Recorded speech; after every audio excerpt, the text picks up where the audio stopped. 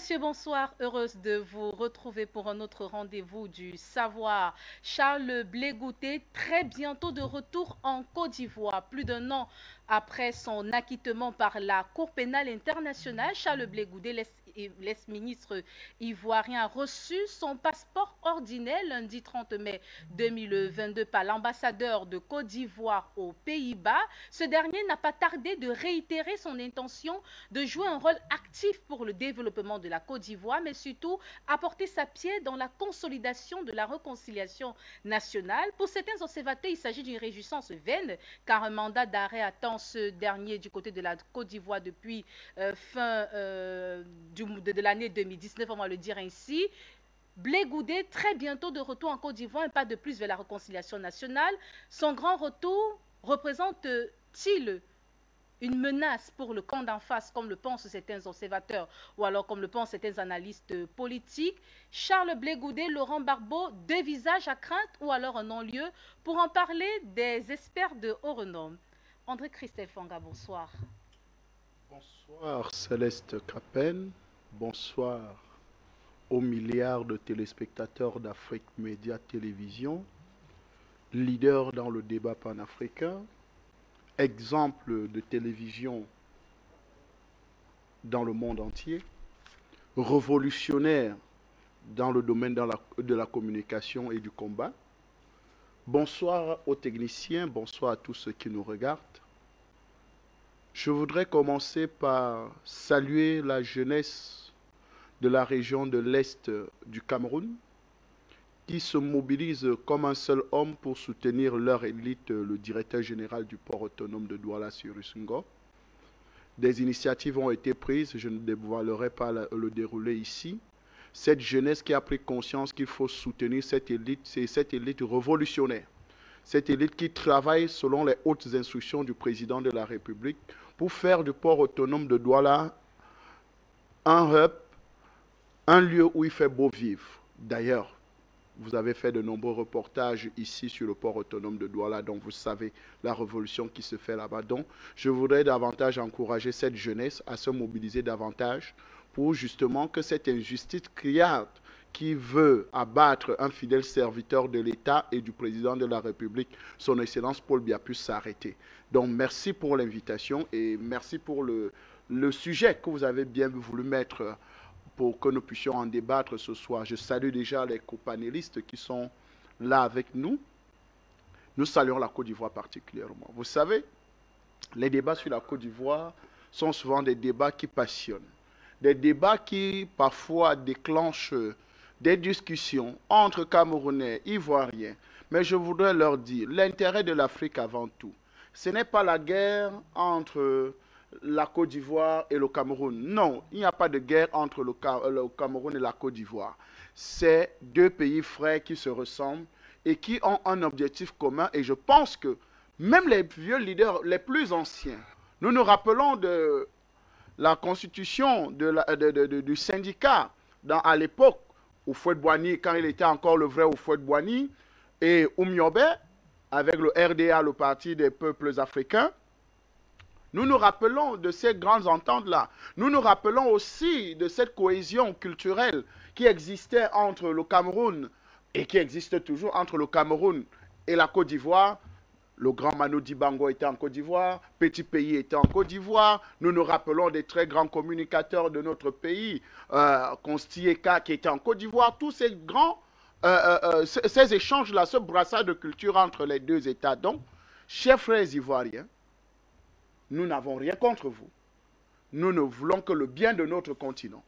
Donc, les pro-Soro, excusez-nous, hein, les pro-Ouattara, excusez-nous, hein, quand vous êtes du mauvais côté de la plaque, il faut qu'on vous le rappelle.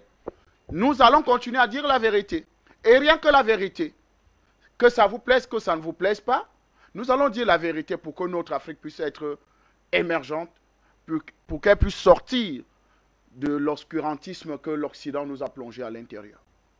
Merci infiniment, Monsieur André Christel Fanga, pour votre présence sur ce plateau dans le cadre du mérite panafricain des Premières Dames. On rappelle aux téléspectateurs que vous êtes analyste politique, mais également directeur de publication de la Dépêche des Midis. Un autre invité, pas des moindres, en multiplex, dans le cadre de ce programme, Monsieur Tapé Groubera. Bonsoir.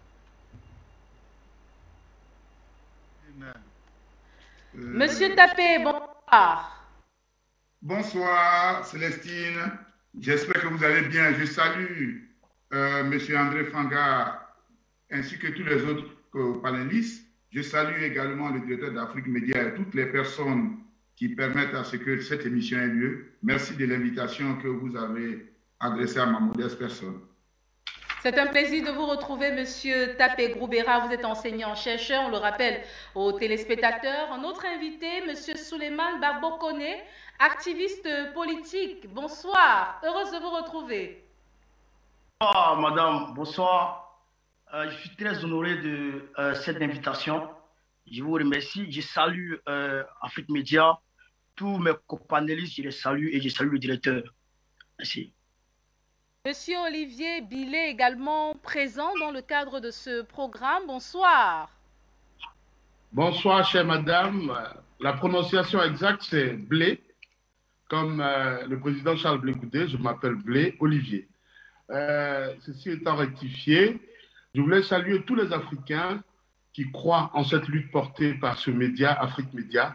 Et pour chuter, je salue tous ceux qui m'accompagnent ce soir, surtout mon illustre aîné, Tapé Groubera, et Souleymane, notre babou. Je vous salue tous. Merci.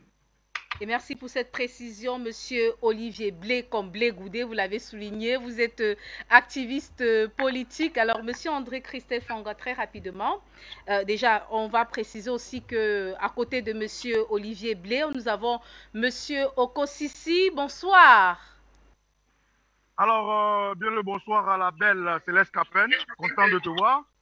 Je tiens à saluer toute la diaspora africaine qui est aujourd'hui sur ce plateau. Je tiens à saluer Gbagbo Kone Souleymane, l'autorité Olivier Blé, l'ancien Tapé Groubera et vos companélistes, ceux que je vois et ceux que je ne vois pas. Je tiens aussi également à saluer vos abonnés, vos nombreux, vos milliards d'abonnés et dire merci à l'équipe d'Afrique Média qui est aujourd'hui en train de faire un travail sublimissime. Je suis Okossi Baba Nicolo et très heureux d'être là. Mesdames et messieurs, je suis très heureux d'être là. Merci.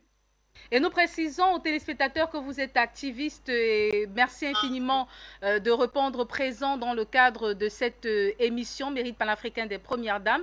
Alors, Monsieur André Christel Fanga, plus de 13 mois après la demande d'obtention de son passeport, Charles Blé Goudé aujourd'hui peut retrouver sa terre natale. Comment expliquer tout ce temps d'attente? Écoutez, Madame Céleste Capen, il y a ce qu'on appelle la torture psychologique, la torture morale. Et je crois que c'est ce qu'on a voulu faire au président ministre Charles Blé Goudé. Il fallait le torturer moralement, il fallait le torturer pour voir s'il va garder le même tempérament, s'il va continuer à avoir les idées en place, c'est-à-dire les idées de révolutionnaire, les idées de combattants, des idées de celui qui va apporter sa pierre à l'édifice de la construction d'une Côte d'Ivoire vraie, réelle et véritablement réconciliée. C'est pour ça que toutes les méthodes sont permises. Parce que quand vous voyez cette histoire de passeport, c'est quand même incroyable que celui qui a servi à la ficelle, qui a attaché le colis Laurent Gbagbo, que le colis lui rentre sans sa ficelle. Suivez mon regard. Ça veut dire qu'il y a un problème. Ça veut dire que les autorités ivoiriennes avaient un plan derrière. Un plan B, un plan C, je ne sais pas quoi. Mais c'était pour torturer ce jeune leader qui a 50 ans aujourd'hui. Âge de la maturité. Âge où des vraies décisions doivent être prises. Mais nous savons que le plan ourdi par les autorités de Côte d'Ivoire, c'était pour baisser le courage, c'était pour baisser la température de M. Blé Goudé, pour qu'il il devienne mendiant. En fait, c'était ça l'objectif. Il faut qu'il mendie pour avoir son passeport.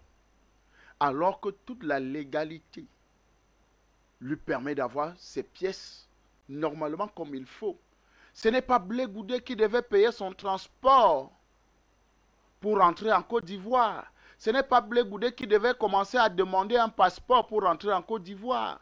Normalement, comme il était parti comme un colis, on devait aussi le ramener comme un colis. C'est pour ça qu'on dit à ces autorités-là, vraiment, votre méchanceté, elle est criarde, elle est grave. Vous avez déporté des gens de nuit. Vous les avez déposés à la Haye, à la CPI. Finalement, on les a libérés 10 ans après. Mais jusque-là, vous continuez à les maintenir sur place. Il fallait qu'on supplie, il fallait qu'on fasse des démarches, il fallait qu'on fasse ceci pour qu'ils puissent obtenir leurs documents officiels. Quand même, soyons sérieux. Aujourd'hui, nous pouvons savoir clairement que la Côte d'Ivoire a peur de certains hommes. Et Blé Goudé en fait partie. En fait, c'était la peur qui faisait trembler les autorités de Côte d'Ivoire pour que M. Blé Goudé ne puisse pas rentrer. Parce que c'est incroyable. La CPI l'a libéré. La CPI lui a donné sa liberté. Finalement, vous ne pouvez pas lui donner un passeport, un document. Mais il fallait être diplomatique. Il fallait être patient pour arriver à ce résultat. Donc, ce n'est qu'un heureux aboutissement que le ministre Charles Blé Goudé puisse recevoir son passeport. Donc, toutes ces stratégies de faire attendre, de diluer les efforts, de diluer le courage, de diluer les capacités de mobilisation du président Blé Goudé, on verra si ça a réussi avec son arrivée en Côte d'Ivoire. On verra dans son discours. Et d'ailleurs, lui-même vous a utilisé une expression très africaine. Il faut être là pour discuter l'aile du poulet. Il faut être là. Il faut être présent lorsqu'on le découvre. Voilà. Donc, je crois que durant cette émission, nous allons davantage donner certaines informations. Nous allons davantage vous dire pourquoi la Côte d'Ivoire, pourquoi M. Alassane Dramane Ouattara et sa bande ont peur de ce jeune. Nous allons tout dire au cours de cette émission. Merci. Alors, monsieur Tapé, on vous renvoie cette question. Plus de 13 mois après le dépôt de sa demande d'obtention de son passeport ordinaire, Blé Goudé, aujourd'hui, peut rentrer en Côte d'Ivoire. Est-ce un palmarès de le dire? Merci, Madame Céleste Capen. Honnêtement, c'est de manière honteuse que nous répondons à cette question pour la simple raison qu'il y a eu violation des droits du citoyen Charles Blé Goudé. Lorsque nous avons le document qui permet à M.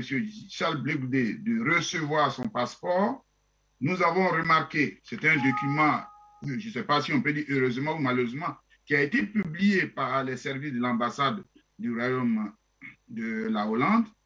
C'est marqué que, enfin, Charles Blé Goudé, on sait qu'il s'est enrôlé le 16 juillet 2021 et on a vu que le passeport a été établi le 19 juillet, c'est-à-dire 3 jours après. Et il n'a reçu son passeport que le 30 mai 2022. Vous voyez que ça veut dire que le passeport, dans l'ordre normal, il a été fait et il y a eu une volonté manifeste de ne pas lui donner son passeport, comme l'a dit tout à l'heure M. André Fanga. Mais quel était l'objectif? Il a donné certains éléments qui est effectivement la torture morale. Et moi, j'ai la chance d'avoir côtoyé Charles Blé Goudé. À titre d'information, j'étais avec lui encore mardi passé, il y a une semaine. Et donc, c'était un monsieur qui, comme quand je lui rendais visite à l'époque en prison, il avait le moral. Il a toujours le moral. Et je vais dire, il sait endurer les souffrances. Parce que ce que nous avons vu, comme je dis, c'est la violation réelle de, comment on appelle, de ces droits. Si vous prenez l'article 15 de la Déclaration universelle des droits de l'homme, on dit, je prends l'alinéa 1 par exemple, on dit tout individu a droit à une nationalité. Or, la situation qui avait été faite au président du COGEP, le ministre Charles Blé Goudé, c'est qu'il était devenu presque apatride. Et on a laissé une telle situation pourrir. À quel dessein? Quel était l'objectif? Nous pensons véritablement que la torture morale, qui n'avait pas lieu d'être, puisque M. Charles Blé Goudé a été acquitté avec le président Laurent Gbagbo le 31 mars 2021, totalement acquitté. Donc, la demande qui lui a été faite, c'est qu'il voulait rentrer chez lui. Il a même demandé à la CPI d'utiliser de tous ses droits, puisque c'est la CPI qui allait le chercher. Je rappelle que M. Charles Blé Goudé a été kidnappé au Ghana le 17 janvier 2013. Il a passé 14 mois dans les geôles de la DST, c'est-à-dire il n'a pas été mis dans les conditions de quelqu'un qui était un prisonnier normal. Vous savez, la DST, elle se comporte comme elle veut, puisque nous avons un pays où les droits des citoyens sont bafoués. Donc, pendant 14 mois, M. Charles Blé Goudé était dans les geôles, selon la bonne volonté ou bien l'humeur des rois d'Abidjan. On faisait de Charles Blé Goudé ce qu'on voulait. On pouvait le mettre dans une cellule, on pouvait le faire sortir. Vous avez donc les photos à l'image. C'était ça ce qui s'est passé pendant 14 mois. Ensuite, ils ont décidé, je ne sais pas si c'est un coup de tête, de l'envoyer le 22 mars à la CPI, de le déporter. Je crois que c'est l'expression la plus importante. Donc, ils l'ont déporté. Et il est venu, il a passé tout le temps. Et ce qui était intéressant, si vous prenez la déclaration qui fait autorité sur tous les réseaux sociaux, du 27 mars, où M. Charles Blé Goudé, il dit, je le cite, « Madame, je suis venu ici, pas pour être libre, mais je veux que la vérité soit établie. » Vous voyez, c'est rare de voir quelqu'un de son âge, un jeune, venir à une cour dont on disait on y va et on ne revient pas, dire je ne cherche pas à être libre, je cherche à ce que la vérité soit établie. Et je pense que ses ennemis, ceux qui ont tout fait pour qu'il aille là-bas, je rappelle, cette parenthèse, souvent on l'oublie, c'est que M. Charles Blé Goudé avait été considéré comme mort à l'époque par les gens de l'hôtel du Golfe. Ils avaient même fêté. L'actuel Premier ministre, M. Hachi, avait fait cette annonce-là. Ouais, donc, ce qui veut dire, il y a longtemps, on cherchait à ce que ce monsieur meure. Et quand ils l'ont eu, comme je l'ai dit, au risque de me répéter, il a passé tout ce temps-là et il est venu. On a vu qu'il est encore résistant et ils ont dit certainement, ils vont tester certainement peut-être sa résistance psychologique pour arriver là. Mais tout ça, c'est vraiment au mépris des droits parce qu'on a bafoué les droits élémentaires des citoyens. Et c'est là que nous avons vu que les institutions telles que les organisations de droits de l'homme et autres, tout ça, etc., qui chaque fois sont prêtes à mettre le haut là sur nos dirigeants et autres, tout ça, etc., ont été absentes. Je donne l'exemple ici en Belgique où je réside. Nous avons adressé des courriers à toutes ces organisations pour leur demander des audiences afin qu'elles puissent intervenir parce que ce n'est pas normal qu'une personne qui soit acquittée ne puisse pas avoir bénéficié de son document. C'est un document d'identité. C'est ça qui permet de savoir qui est citoyen ou pas. Toutes ces organisations-là, non seulement n'ont pas répondu, mais je pense aussi qu'elles n'ont levé aucun petit doigt pour que, effectivement, le roi d'Abidjan, le chef de la Côte d'Ivoire, M. Hassan Dramane, son régime, puisse faire de ce qu'il voulait de ce passeport. Donc, pendant plus de 11 mois, le passeport est resté là-bas, selon le bon vouloir du prince. Et puis, du jour au lendemain, je ne sais pas ce qui s'est passé, ils ont appelé M. Charles Blé Goudé pour lui dire qu'il va recevoir son passeport. C'est d'ailleurs pour ça que nous avons, moi je me suis déplacé personnellement pour aller le trouver le mardi, pour fêter cela, parce que l'attente a été longue. C'est une première étape et nous pensons qu'on est d'accord, on est content d'avoir le passeport parce que c'est une souffrance psychologique. Beaucoup oublient que Charles Blé Goudé, depuis le 2010, n'a pas encore vu ses enfants. Il n'a pas encore vu sa famille. Son papa est décédé pendant qu'il était à la CPI. Sa grande sœur est décédée il n'y a pas longtemps. Il y a son grand frère qui est décédé et son petit frère qui sont décédés en Côte d'Ivoire. Donc, il ne connaît même pas leur sépulture. Il n'a pas vu. Donc, ses enfants sont en train de grandir sans lui. Et donc, ces moments-là sont des moments difficiles parce que Charles Blé Goudé, moi-même mardi, je l'ai accompagné. Il allait pointer encore à la CPI. C'est ça, les réalités. Il le fait le mardi et le vendredi. C'est triste. Mais c'est la situation qui provoque. Et voilà comment nous traitons, nous-mêmes Africains, nous traitons nos concitoyens. C'est dommage. Jet d'intervention, vous venez de souligner là quelques informations importantes qu'il faudrait également mettre sur la table des débats. Vous avez souligné le fait que la demande a été formulée le 16 juillet et précisant qu'après quelques recherches, cette information a été bel et bien vérifiée. Établissement le 19 juillet 2021, remise de ce passeport ordinaire lundi 30 mai 2022. Alors, monsieur Dr Yantimba, je vous accueille justement avec cette actualité concernant la remise ou bien l'obtention du passeport ordinaire de Charles Blé Goudé. Monsieur Tabé Goubera a souligné le fait que le passeport a été bel et bien établi le 19 juillet 2021, mais ce passeport a été remis le 30 mai 2022. On assiste là, selon lui, à une torture morale, une violation de ses droits. Comment expliquer tout ce temps d'attente? 13 mois après la demande d'obtention, aujourd'hui, finalement, il obtient, du moins lundi dernier. Bonsoir. Bonsoir, Madame Capen. Vous savez que certaines choses pèsent énormément, sont trop lourdes à porter. Le passeport de Blé Goudé, ce n'est pas un document ordinaire. Parce que ce n'est pas le passeport d'un homme ordinaire. Si Blé Goudé perdait la vie aujourd'hui, il resterait dans l'histoire. Ce serait l'un des rares hommes de sa génération à avoir déjà inscrit son nom dans l'histoire. Donc son passeport est une chose qui pèse, qui a un poids extrêmement important. Et il est fort possible que l'on comprenne que pour certains, il faut quand même presque une année pour le transporter. C'est peut-être un sarcasme ou une manière un peu,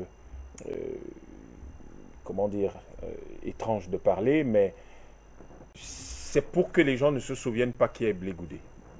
Pour dire que les gens ne se souviennent peut-être pas qui est Blé Goudé et que les gens sachent que ce jeune ministre, à l'époque il était très jeune, a quand même marqué l'histoire de son pays et l'histoire de ce continent. Et qu'il y avait, lorsqu'il a été libéré par la Cour pénale internationale, il représentait clairement l'avenir de la Côte d'Ivoire qu'il continue d'ailleurs d'incarner aujourd'hui. Et nous espérons vivement, compte tenu du contexte et des enjeux en Côte d'Ivoire et en Afrique, qu'il va rapidement rentrer en Côte d'Ivoire. Plus besoin de faire de la polémique sur le passé ou sur ce qui a conduit à ceci ou à cela. Il reste que c'est déjà suffisant, je crois, pour Blé Goudé qui a quand même subi les affres de la privation de la liberté depuis plus d'une dizaine d'années. Nous pensons que ça suffit. Ça suffit. Tournons la page, retenons les leçons, gardons bien en esprit les repères de toute cette période et demandons-lui de rentrer en Côte d'Ivoire, retrouver sa femme, ses enfants, sa famille, ses amis et surtout de continuer à cet engagement qu'il avait, de poursuivre cet engagement qu'il a pris pour la Côte d'Ivoire, pour la libération de la Côte d'Ivoire, pour la libération de l'Afrique de cette prédation internationale qui nous empêche de vivre et dont l'un des suppôts est exactement ce président qui est arrivé de façon assez bizarre à la tête de la Côte d'Ivoire en 2010-2011. Donc, disons que pour certains parmi nous, c'est une très bonne chose qu'il ait enfin son passeport, il peut se déplacer librement, il peut arriver en Côte d'Ivoire. Et nous espérons surtout que son retour en Côte d'Ivoire sera l'occasion qu'un accueil triomphal lui sera réservé par les Ivoiriens et surtout que très rapidement, il va se mettre au travail pour la prochaine présidentielle. Nous avons besoin de cet homme à la tête de la Côte d'Ivoire et parce qu'il est l'un des pions les plus importants pour la construction de l'Afrique de demain. Et il y a eu beaucoup de discussions. On sait qu'il y a eu beaucoup de débats stratégiques un peu avant la tenue de la précédente de l'élection présidentielle qui s'est passée il n'y a pas longtemps, s'il fallait le laisser rentrer ou pas. On savait qu'il représentait une force politique qui était capable de prendre le pouvoir. Mais là, je crois que 2025 ou 2026, je crois que c'est son moment. Tout arrive à point nommé pour qu'il s'est attendre. Il a attendu patiemment, il a relancé, et se rappelait à tout le monde qu'il voulait rentrer dans son pays. Maintenant, qu'il se mette au travail. Les patriotes africains l'attendent. Et je crois qu'on se souvient que son mouvement s'appelait les Jeunes Patriotes. Donc les patriotes africains l'attendent et ils ont besoin de le voir à la tête de la Côte d'Ivoire très rapidement pour que le mouvement qui a été déclenché depuis un certain temps se réalise en Côte d'Ivoire et dans tous les autres pays d'Afrique où nous avons besoin du sang neuf, des gens de cette génération pour une Afrique nouvelle et qui ait sa place, celle qu'elle mérite au sein des concerts des peuples. Alors, Monsieur Koné, les autorités ivoiriennes évoquent justement des lenteurs administratives pour justifier tout ce temps perdu à l'ancien ministre ivoirien. Quelle est votre lecture de la situation? Monsieur Koné, vous avez la parole. Merci encore une fois, madame. Vous m'entendez là, vous me recevez? Activez votre micro. C'est activé. C'est activé. Monsieur Koné. C'est activé, vous m'entendez là? Nous vous entendons très bien, nous vous recevons sur ce plateau. Ok. Donc, je réitère ici ce que j'ai dit pendant la première émission concernant le passeport de Charles Blé Goudé. Ce n'est pas une histoire de passer par 4000 chemins. Nous connaissons qui est Alassane Ouattara. Nous savons qui il est. Nous savons qui l'a envoyé en Côte d'Ivoire. Nous savons pourquoi il est à la tête de la Côte d'Ivoire. Nous savons ce qu'il fait en Côte d'Ivoire. Ça, c'est une réalité. Voilà. Donc, le passeport de Charles Blé Goudé, je répète encore, c'est une honte de la part d'Alassane Ouattara de faire chanter quelqu'un à cause de sa citoyenneté. De faire chanter quelqu'un à cause de sa citoyenneté.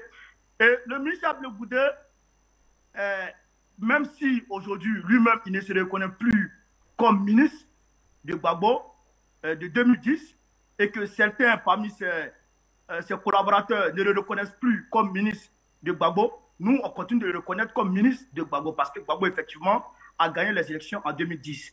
Et j'ai entendu d'autres dire que Gbagbo a renoncé au fait qu'il ait gagné les élections en 2010. Je leur dis ici que c'est faux. Gbagbo reconnaît toujours sa victoire de 2010.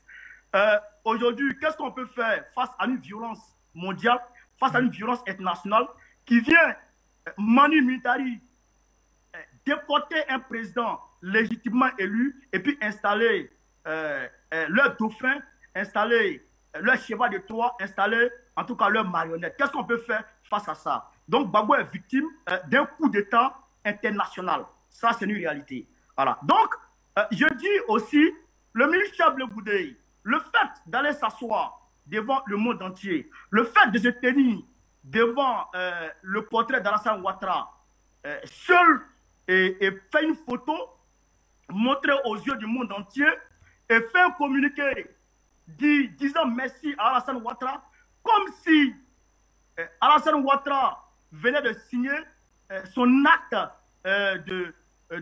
son certificat de nationalité. Comme si Alassane Ouattara venait de lui attribuer son certificat de nationalité. Moi, je trouve que c'est une honte de la part du ministre Charles Blé Goudé. Ce n'est pas, on va dire, ce n'est pas élégant de sa part. Ce n'est pas élégant de sa part. Ça fait partie, en tout cas, d'une petitesse politique. Voilà, ça c'est une réalité. Il devrait même pas avoir de boucan autour de cette histoire de passeport. C'est sa citoyenneté, il a pris son passeport, il rentre à la maison comme Gbagbo l'a fait. Gbagbo a pris son passeport, personne n'a su que Gbagbo a signé une décharge pour dire je reconnais avoir reçu mon passeport et devant en faire un spectacle. Gbagbo ne l'a pas fait. Moi, je pense que le ministre Blé Goudé a beaucoup à apprendre encore. Il doit suivre encore Gbagbo Laurent. Il doit apprendre encore la politique auprès de Gbagbo Laurent. Même s'il ne peut pas apprendre la politique auprès de Gbagbo Laurent, mais quand même, il doit encore apprendre la politique parce que moi, à mon humble avis, il n'est pas encore arrivé.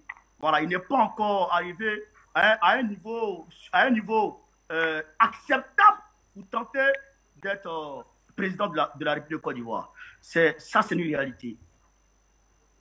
J'ai pu m'arrêter là, pour l'instant. Merci pour ce premier jet d'intervention, Monsieur Koné. Monsieur Olivier Blé.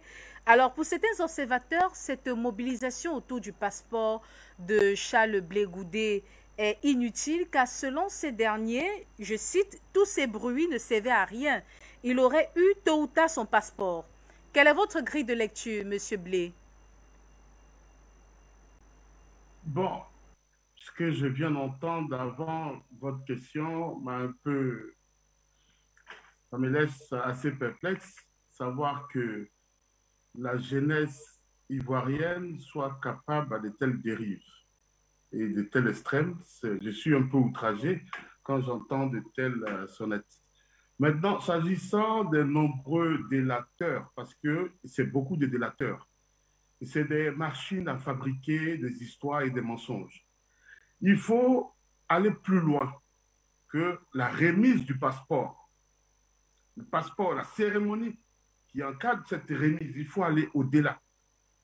Pendant de longs mois, certains militants du PPACI, le parti de Laurent Gbagbo, avaient fini de raconter que le président Charles Blé Goudé avait en sa possession déjà son passeport et que pour des raisons dont ils seraient détenteurs, eux, le président Charles Blé Goudé se maintenait à la haie. On ne peut pas être méchant et inhumain à ce point. Quand vous avez une personnalité ivoirienne qui se retrouve être aussi rabaissée, comme ça a été le cas de Charles Blé Goudé, et être relevé aujourd'hui de façon mondiale, reconnu innocent, innocente et innocenté de toute charge, on devait être heureux en tant qu'Ivoirien. Nul besoin de venir s'asseoir en public et raconter des sonnettes, inventer des histoires qui n'ont jamais eu cours. Attendez, soyons lucides un temps soit peu. Dans une représentation diplomatique, quel que soit le pays, que ce soit en Ukraine, en Chine, en Russie, il se trouve la photo du président en exercice. Là où il y a la photo de Ouattara Alassane à La Haye, se trouvait là, en ce lieu-là, la photo de Laurent Gbagbo, 10 ans en arrière. Quel est le péché qu'on peut reprocher à Charles Blé Goudé?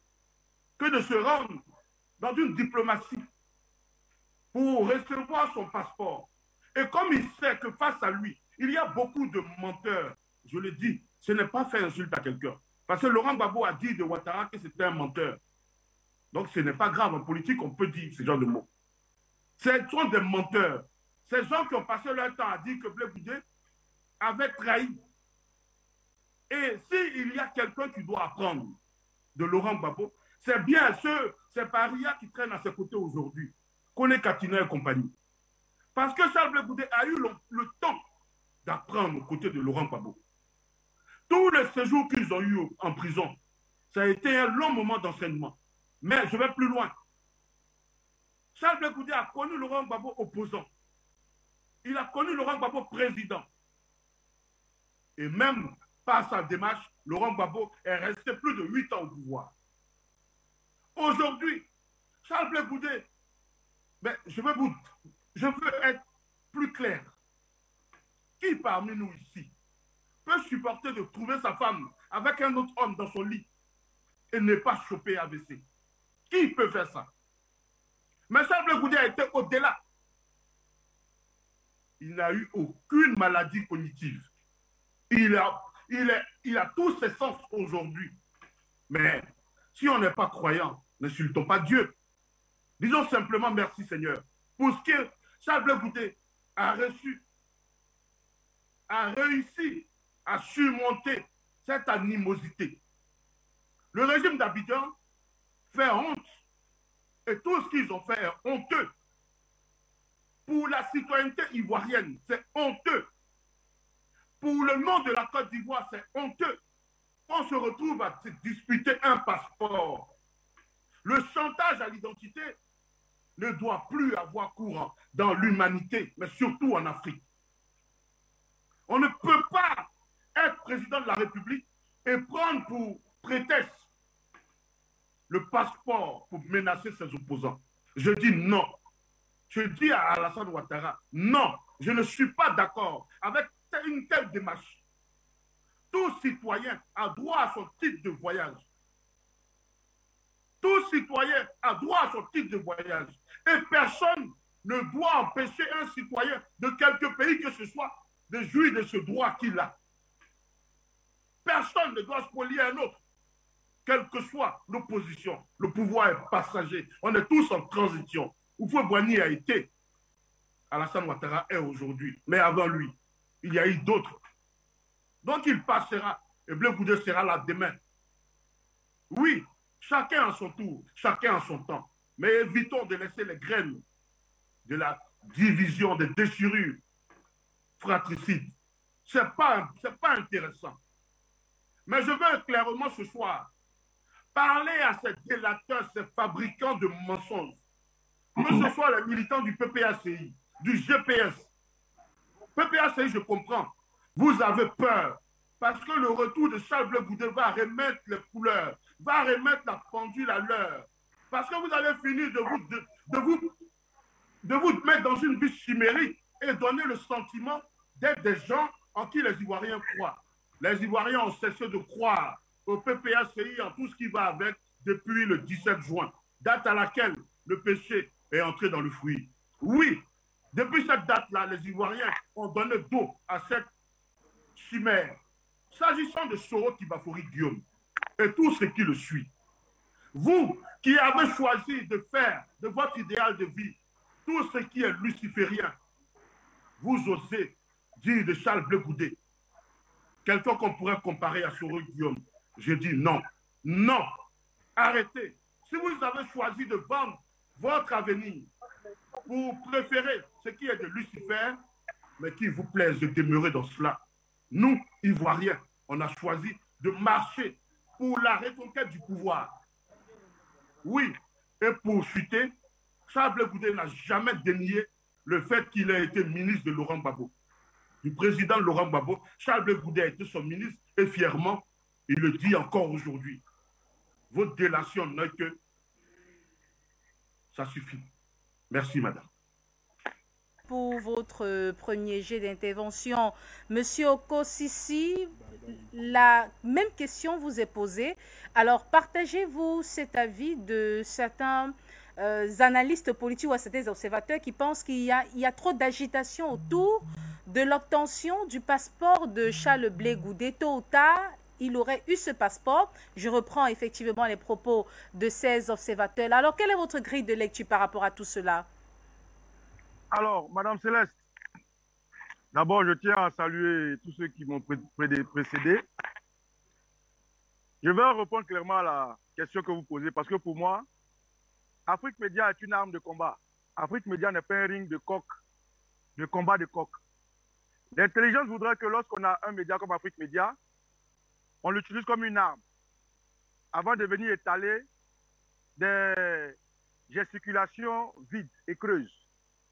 Ce que je veux dire, c'est que vous voyez, un passeport, pourquoi est-ce qu'aujourd'hui, on juge peut-être explosive la joie qu'émettent les partisans de Charles Blé Goudé ou Charles Blé Goudé ou les Ivoiriens eux-mêmes? Pourquoi cela gêne ceux qui ne portent pas sa chaussure?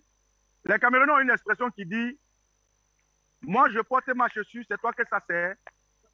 Charles Blé Goudé, il a attendu un passeport qui naturellement est donné à tout citoyen ordinaire en 2 mois, 3 mois. Le régime dictatorial d'Alassane Ouattara, ancien président de Côte d'Ivoire, parce que moi, je ne le connais pas Ouattara comme président, il n'est pas président de Côte d'Ivoire. Ce régime de terroristes et de djihadistes a dit haut et fort sur un pupitre que Charles Blé Goudé était un citoyen ordinaire. Mais pour un citoyen ordinaire, il a failli déplacer des consuls, il a failli déplacer les médias, il a failli mettre des photos, la grosse tête d'Alassane Ouattara, ancien président de Côte d'Ivoire, pour montrer au monde que Ouattara veut se faire une belle image en matière de politique géopolitique. Donc, quand vous voyez déjà l'ambiance autour de la réception de ce passeport, ce n'est pas Charles Blé Goudé qui fait le bruit.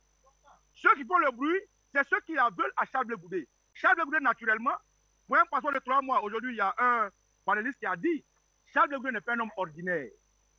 Donc, son passeport n'est pas un passeport de quelqu'un qui est ordinaire, comme veut le faire croire Alassane Ouattara et SSB.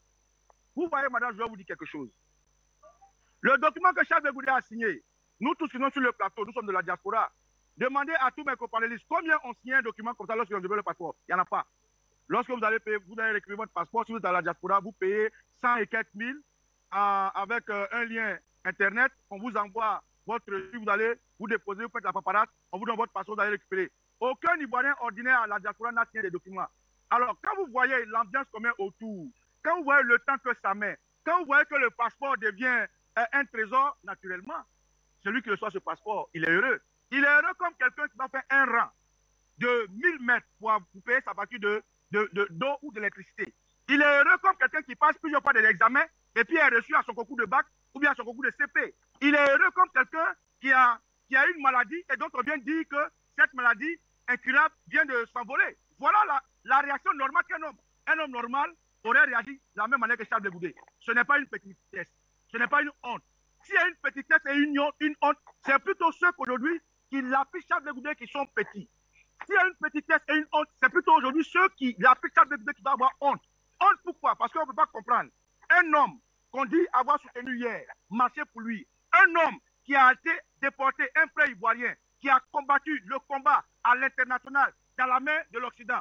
On ne peut pas se dire panafricain et attaquer un monsieur comme Charles Blé Goudé qui aujourd'hui, au lieu de 3 mois, a reçu un passeport, combien de mois, presque un an après, et aujourd'hui on vient dire non, écoutez, il a fait trop de bouquins, il est trop heureux, il a pris photo avec Ouattara, il devrait être content. Madame, je suis Afrique Média. Pour moi, Afrique Média est une chaîne qui me permet de me battre.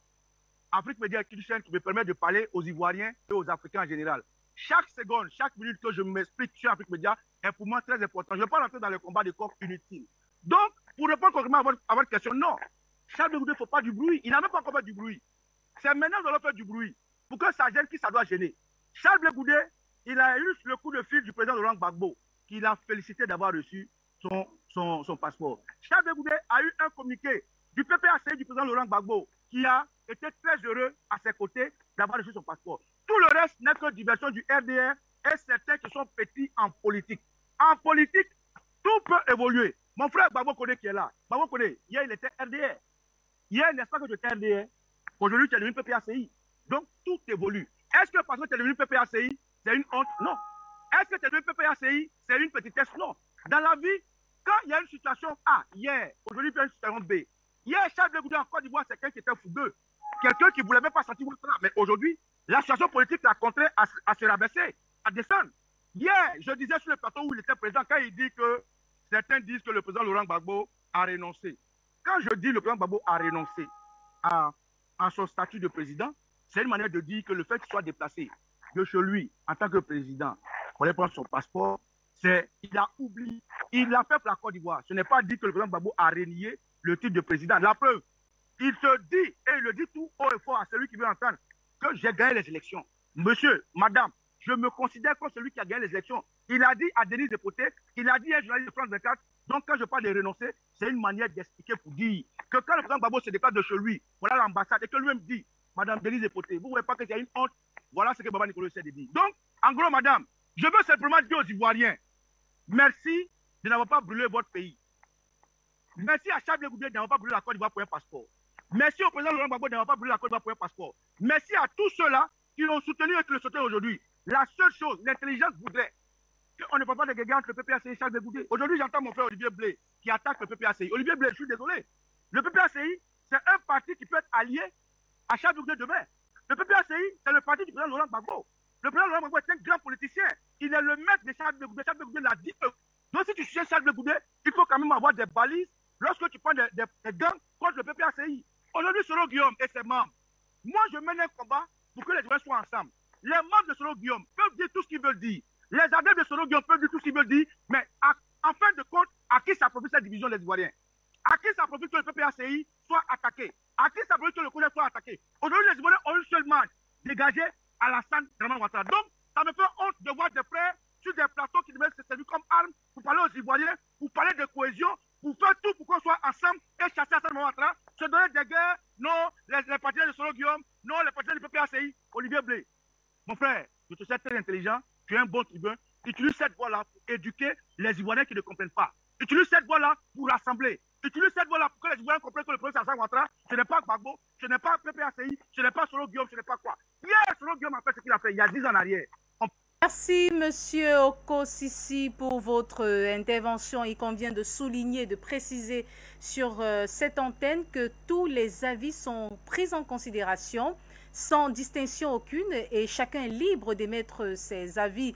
Alors, on prie nos chers panélistes, nos chers invités de respecter les avis ou alors les analyses et décryptages des uns et des autres. Alors, Monsieur André Christel Fanga, pour d'aucuns, son retour en Côte d'Ivoire ouvrira la porte à une autre sentence. Pour mémoire, il est sous le coup d'un mandat d'arrêt suite à sa condamnation à 20 ans de prison en fin 2019 pour actes de torture, homicide et viol. À ce sujet, sa défense a donc déclaré que Blé Goudé ne serait pas le seul à être condamné à 20 ans de prison en Côte d'Ivoire et d'autres sont libres de leur mouvement. La même approche pourrait bénéficier à ce dernier. Alors, quelle appréciation faites-vous de ce mandat d'arrêt en attente en Côte d'Ivoire à l'endroit de Charles Blé Goudé? Je voudrais premièrement saluer le procureur d'Abidjan, Adou Richard, spécialiste des 20 ans. Adou Richard, procureur d'Abidjan, spécialiste des 20 ans. Vous savez qu'il a condamné tout le monde à 20 ans. Simone Barbeau, 20 ans. Barbeau, 20 ans. Kimba Fori Sorogium, 20 ans. Donc, Blé Goudé, 20 ans. Donc, c'est le spécialiste des 20 ans. Donc, tout le monde le sait. Mais comme je sais une chose, c'est les mêmes faits qui ont amené Blé Goudé à la CPI. Et la CPI est une institution supranationale, n'est-ce pas? Si c'est une institution supranationale, ça veut dire que les décisions prises par la CPI directement invalident ce prix au niveau national. Ça veut dire que si il y a une condamnation pour faire de torture, de machin et de tout ça à Abidjan, alors que c'est les mêmes faits qu'on accusait M. Blé Goudé, le ministre Charles Blé Goudé à la CPI, alors ça veut dire que cette condamnation ne vaut absolument rien. Mais comme c'est des épées de Damoclès qu'on fait peser sur la tête des hommes politiques ou bien des hommes, pour surtout des hommes comme Blé Goudé, des hommes exceptionnels. J'ai très bien aimé ça, le docteur Yamtimba. Oui, c'est un homme exceptionnel. Ah oui, il faut le rappeler aux Africains. Et il faut que des gens, il y a des exceptions en Afrique. Il y a des hommes exceptionnels. Il y a des situations exceptionnelles. Il y a des choses que nous devons nous comporter comme des gens exceptionnels. Et comme sur ce plateau, Afrique Média, c'est un média exceptionnel. C'est ce qu'il faut dire aux Africains. Et quand on doit parler des hommes exceptionnels comme ceux-là, comme celui-là, comme Blé Goudé, il faut que nous prenions de la hauteur et de la dimension pour que nous parlons à la dimension de l'homme. Aujourd'hui, tout ce que le camp Alassane Dramane Ouattara a pu faire pour empêcher que les vrais leaders de la Côte d'Ivoire, les vrais Ivoiriens, c'est même incroyable. Voilà un étranger qui commande les vrais Ivoiriens. Il les interdit les documents officiels. Lui qui est plutôt, qui doit faire l'objet de poursuites pour fausse identité. Vous savez qu'Alassane Ouattara a une fausse identité. C'est lui qui doit faire l'objet de poursuites. Mais on met plutôt les vrais Ivoiriens en mal. Blé Goudé, président Barbeau. Bon, je ne voudrais pas parler de l'autre, je suis obligé. Kimba Fori Sorogium. Bon, c'était son allié hier, c'était son disciple hier. Donc, s'ils se sont gâtés, tant mieux. C'est pour ça que il faut toujours choisir le bon camp. Le bon camp, le camp de la vérité. Donc, aujourd'hui, cette condamnation, bon, mesure exceptionnelle, qu'ils veulent, qu'ils ne veulent pas, il ne peut appliquer ça chez personne. Parce qu'il sait que s'il applique ça à un des personnages ou bien des personnalités qui a été condamné à ces 20 ans-là, ça va tout gâter. Parce qu'en réalité, ils ont trouvé un moi, je sais que c'est un concept, hein, comme les Blancs sont spécialistes des concepts, la réconciliation nationale. Ça, c'est le concept. On a créé un concept appelé réconciliation. Et tout le monde s'est engouffré dans cette histoire. On va se réconcilier. On parle de réconciliation. Mais vous allez vous réconcilier avec qui? Face à vous, vous avez qui? Parce que quand on parle de réconciliation nationale, c'est comme si les Ivoiriens d'abord étaient divisés. C'est un étranger qui est venu diviser les Ivoiriens. Les Ivoiriens ont un seul devoir, c'est de chasser l'étranger et de se remettre ensemble dans la maison. Point. La preuve en est, il continue à fonctionner selon les règles, selon ce que cet étranger a établi en Côte d'Ivoire. Réconciliation nationale. Et tout le monde s'est engouffré dedans. Réconciliation nationale. Est-ce qu'il peut avoir réconciliation nationale si les morts ne sont pas enterrés dignement? Est-ce qu'il peut avoir réconciliation nationale si les condamnations de soi-disant de ces leaders-là ne sont pas levées? Est-ce qu'il peut avoir réconciliation nationale? Vous savez que Gbagbo est toujours condamné, non? Ce n'est pas levé. Les 20 ans de Gbagbo ne sont pas levés. Les 20 ans de Simon ne sont pas levés. Mais c'est des mesures, vous avez dit exceptionnelles. Hein? Des mesures comme ça, palliatives, qu'on essaie de... Mais ils savent. On ne peut pas parler de réconciliation. Quand même, quand vous avez des prisonniers. Vous parlez de réconciliation quand il y a plein de prisonniers en Côte d'Ivoire. La marque est remplie de prisonniers. Sans compter les derniers prisonniers. Hein. Ça, c'est les prisonniers de la crise post-électorale sont encore là en prison. Sans compter maintenant de ceux du mandat anticonstitutionnel que Alassane Dramane. D'ailleurs, même ce monsieur a une incongruité. Mais c'est quelqu'un d'incroyable. Hein. Il n'a jamais eu un mandat vraiment normal. Hein. Tout pour lui est toujours dans la... Quand il n'y a pas tuerie, quand il n'y a pas mort d'homme, vraiment, ça ne plaît pas à Alassane Dramane Ouattara. Premier mandat, c'est les tueries. Lors du dernier mandat, c'est toujours les tueries. Mais finalement, on va faire comment de ces messieurs? Donc, vraiment, priez pour la Côte d'Ivoire. Parce que si ça continue comme ça, nous allons avoir davantage de bains de sang parce que tout ce que vous voyez là, la première des choses, c'était d'abord d'enlever ces conneries de condamnation de 20 ans. Et vous savez qu'il y a 2 artistes qui ont chanté. Yodé et Siro, je crois. Allez dire à Adou Richard que Blé Goudé, il va rentrer. Gbagbo va rentrer.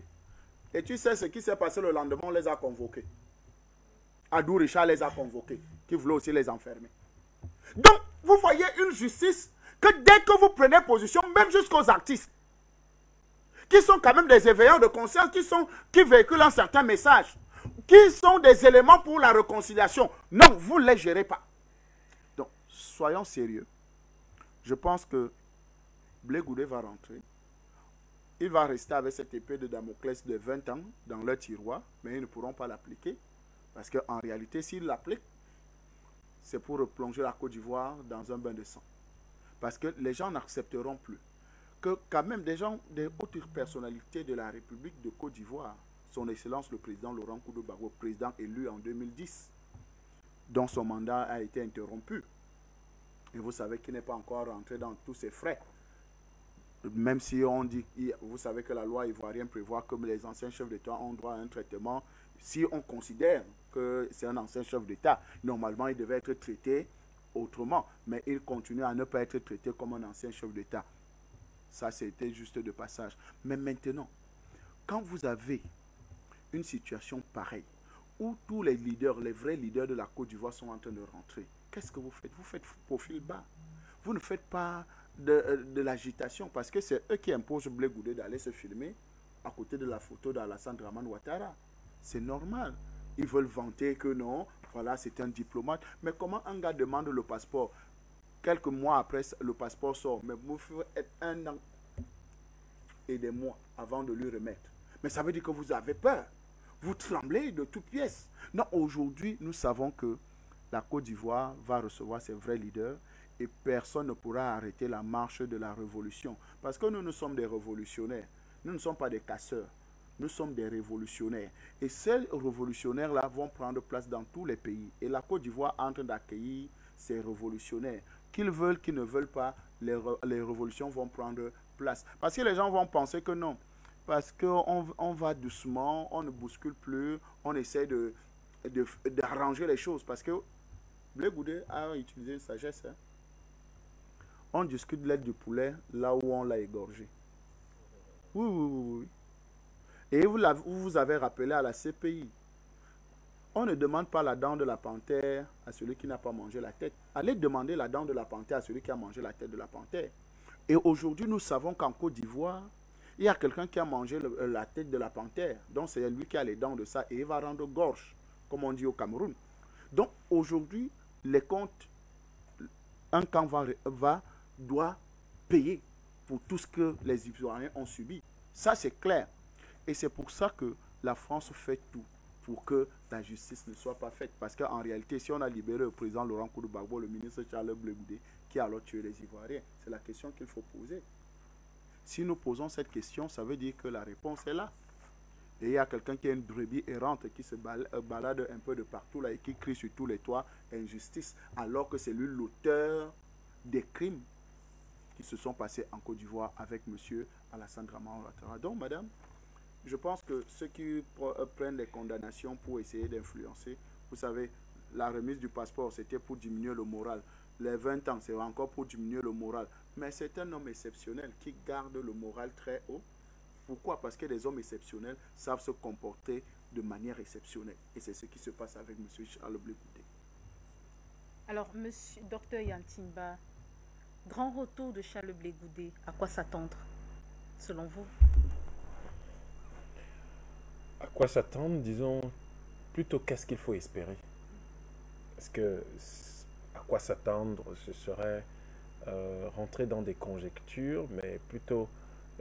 qu'est-ce qu'il faut espérer? C'est exprimer tout simplement, si vous voulez, les attentes profondes du peuple. Je pense qu'il faut espérer qu'il va continuer à être réaliste. Et la politique, c'est être réaliste. Il faut savoir mesurer les rapports de force à un moment donné.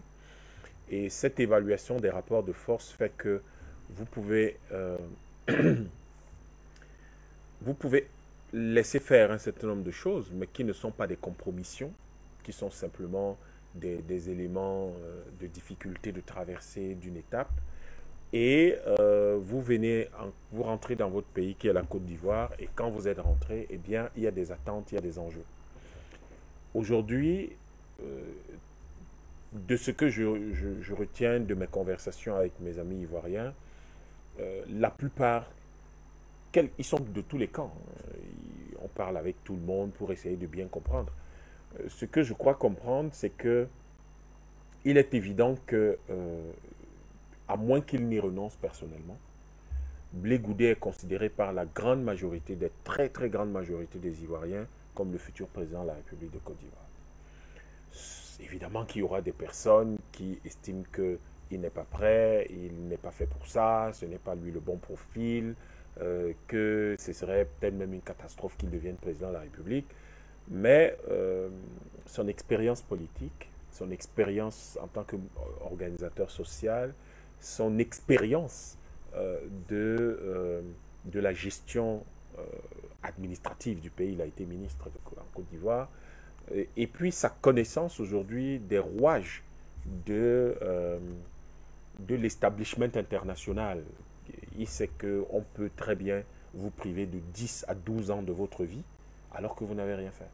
Mais simplement parce qu'il y a un certain type d'intérêt qu'on aimerait faire passer à un moment donné et on vous sacrifie. Toute cette expérience accumulée qui est exceptionnelle, parce qu'il n'y a aucune université qui vous délivre cette expérience-là, qui vous délivre les connaissances que M. Blé Goudé a engrangées. Aucune. Il n'y a aucun diplôme qui correspond à ça. Et je pense que toute cette expérience fait que beaucoup d'Ivoiriens se disent il est l'homme de la situation. Il est le symbole, à côté de son mentor, Gbagbo, Laurent, il est le symbole de la Côte d'Ivoire nouvelle.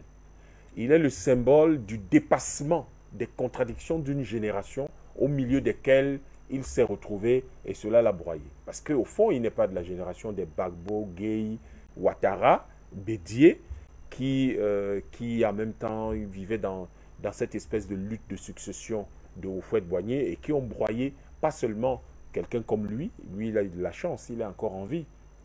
Il a subi des conditions de détention d'une horreur qu'on ne pourrait pas décrire. Il a eu beaucoup de chance d'être encore en vie, Charles Blé Goudé, mais il y a eu des milliers de morts.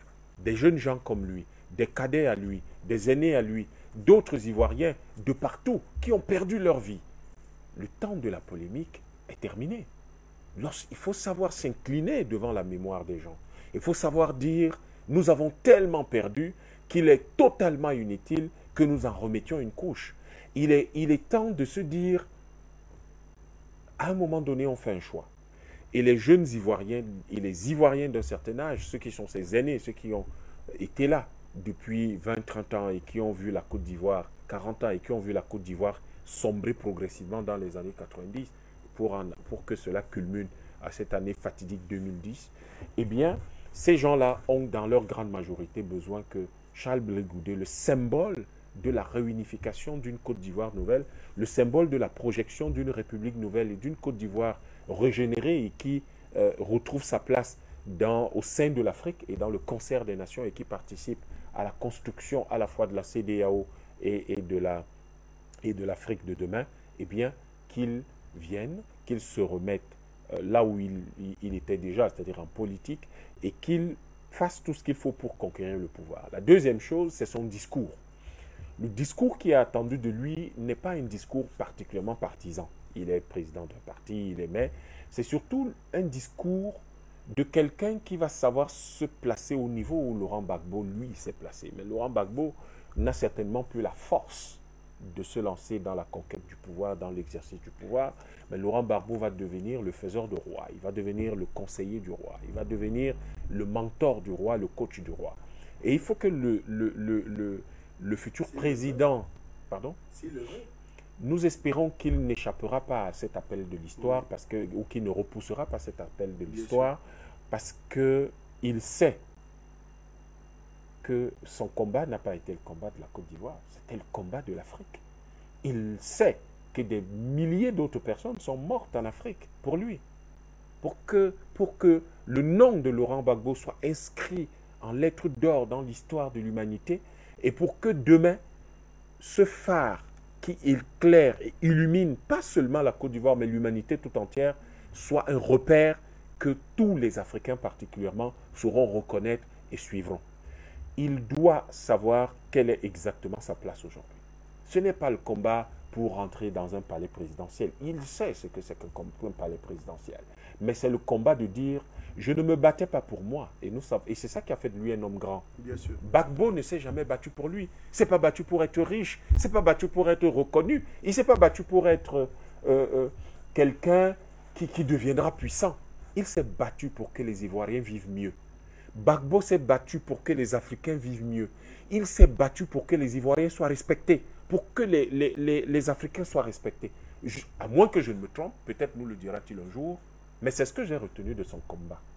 Et en ce sens, ce combat ne peut se poursuivre que dans l'adoubement du ministre Blé Goudé, que dans le soutien total, indéfectible, inconditionnel au ministre Blé Goudé. Et parce que lorsque les fleurs apparaissent, Mme Capel, vous ne pouvez pas dénier la qualité des fruits. Vous ne pouvez pas dire que ce ne seront plus tels fruits. Quand le manguier fleurit, tout le monde sait quel fruit il y aura sur cet arbre-là. Et je crois qu'aujourd'hui, le manguier Côte d'Ivoire a fleuri. Et nous savons exactement quel est le fruit que nous aurons. Et ce fruit qui s'appelle Blé Goudé, c'est le futur chef de l'État. Et que tous, on peut lui reprocher tout ce qu'on veut, il ne sera jamais parfait. Mais que les gens sachent que s'ils s'amusent à ne pas faire de lui leur futur président de la République, à moins qu'il décide de ne pas le devenir lui-même. Mais s'ils s'amusent à l'écarter, ils vont maintenir cette espèce de fracture qui gangrène aujourd'hui la Côte d'Ivoire et qui fait que ce pays qui représente tant d'espoir n'est plus tout à fait celui qu'il aurait dû être. Là, on parlait tout à l'heure des prisonniers, des gens qui sont en prison depuis plus de 10 ans.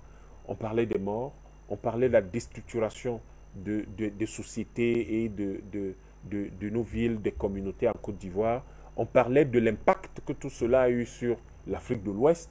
Eh bien, nous pensons que l'autre espoir majeur, c'est que le retour de Charles Blé Goudé soit un moment de recollection, c'est-à-dire, si vous voulez, où les gens vont collecter l'histoire, ils vont écouter.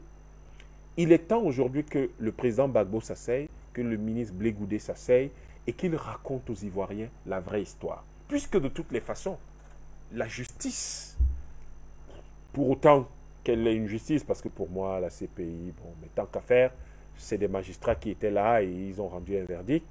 Et il est temps que les Ivoiriens, les acteurs qu'on a soupçonnés hier et pour lesquels il a été démontré une certaine innocence, une vraie innocence totale, parce que ça a été ça le sens du verdict, et bien que ces acteurs-là, Laurent Gbagbo et Charles Blé Goudé, racontent l'histoire. Laurent Gbagbo est historien.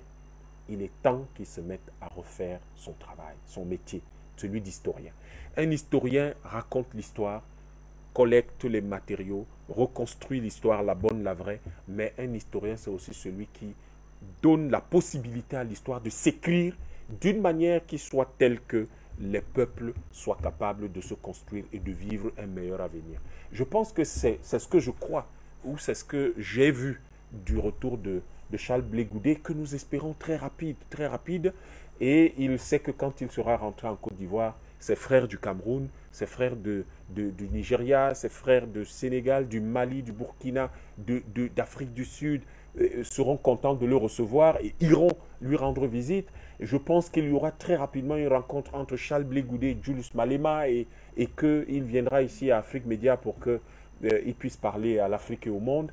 Je crois que ces choses-là, voilà madame, ce que nous espérons de son retour et nous nous attendons au pire, ou disons, si nous attendons, s'il y a quelque chose à quoi s'attendre, que demain, il prête serment en tant que président de Côte d'Ivoire. Merci pour cette précision, merci pour cette participation. On va, justement, M. Souleymane Koné, représente-t-il une menace? Charles Blé Goudé représente-t-il une menace, comme le pensent certains observateurs, pour le camp d'en face? Partagez-vous cet avis? D'en face, on peut dire oui, le camp d'en face, bien sûr. Mais avant de répondre à votre question, j'aimerais déjà soulever un certain nombre de préoccupations, en fait. Parce que là, moi, je ne comprends pas. On a parlé du passeport de Charles Blé Goudé. J'ai donné mon avis sur le protocole d'obtention du passeport de Charles Blé Goudé. Comment est-ce que Charles Blé Goudé a obtenu son passeport? Comment c'est passé?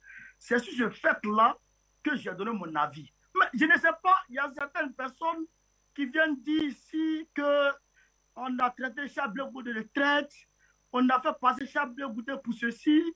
Mais madame, vous êtes là. Est-ce que vous avez entendu de ma bouche dire que Charles Blé Goudé est un traite? Les gens se vendent des choses de leur tête. Je ne comprends pas. On est ici sur Afrique Média là. Est-ce que quelqu'un a entendu vous connaissez dire que Charles Blé Goudé est un traître? Il faut que les gens arrêtent.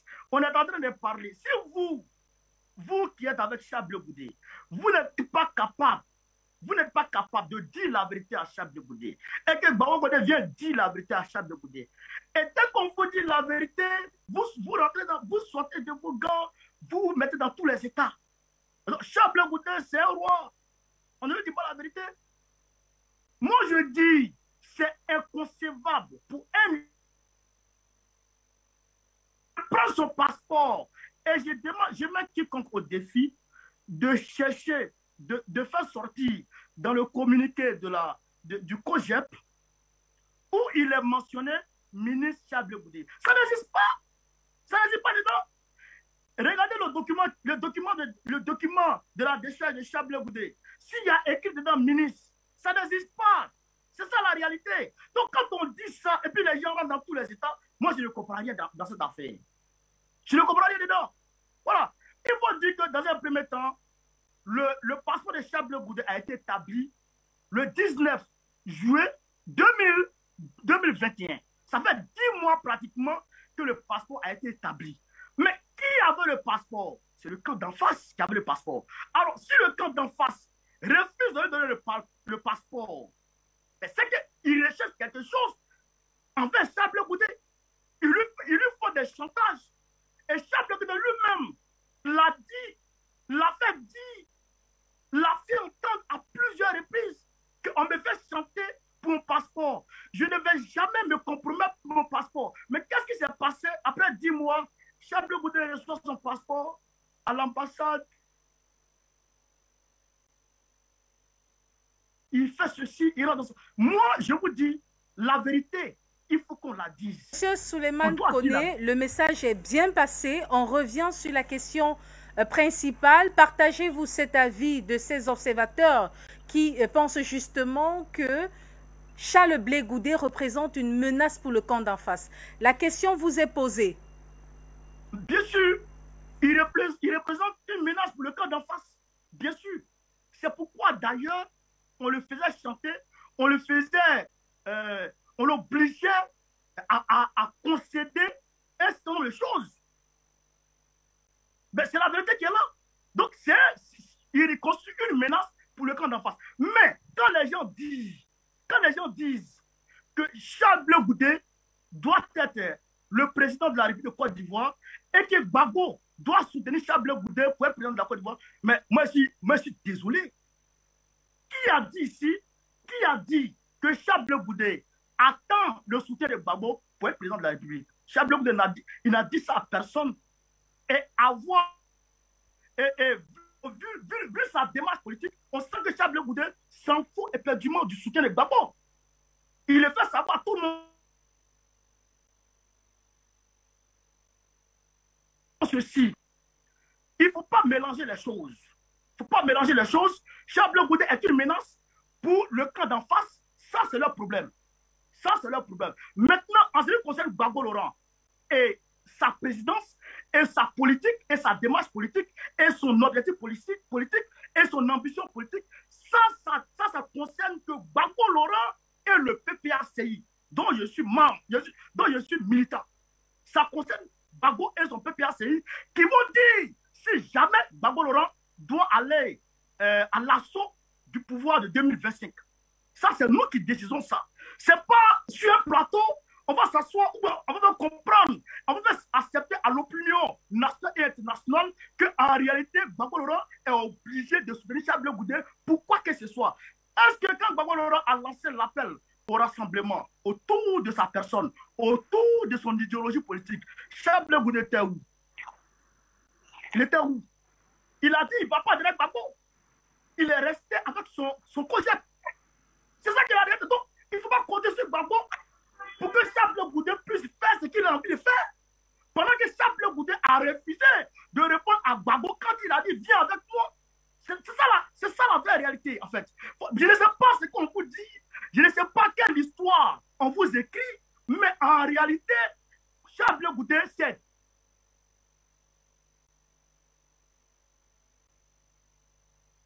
Je vous prends un exemple. Aujourd'hui, on voit Magic System briller à travers le monde.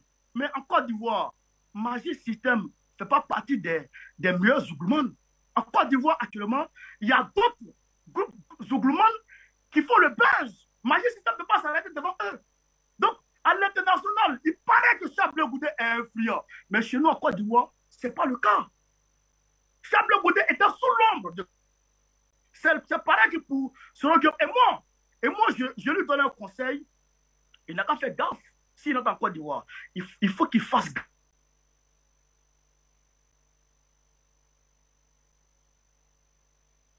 Le temps d'avoir une très bonne liaison, autant pour moi, de communication avec M. Souleymane Koné. On va remettre la parole à M.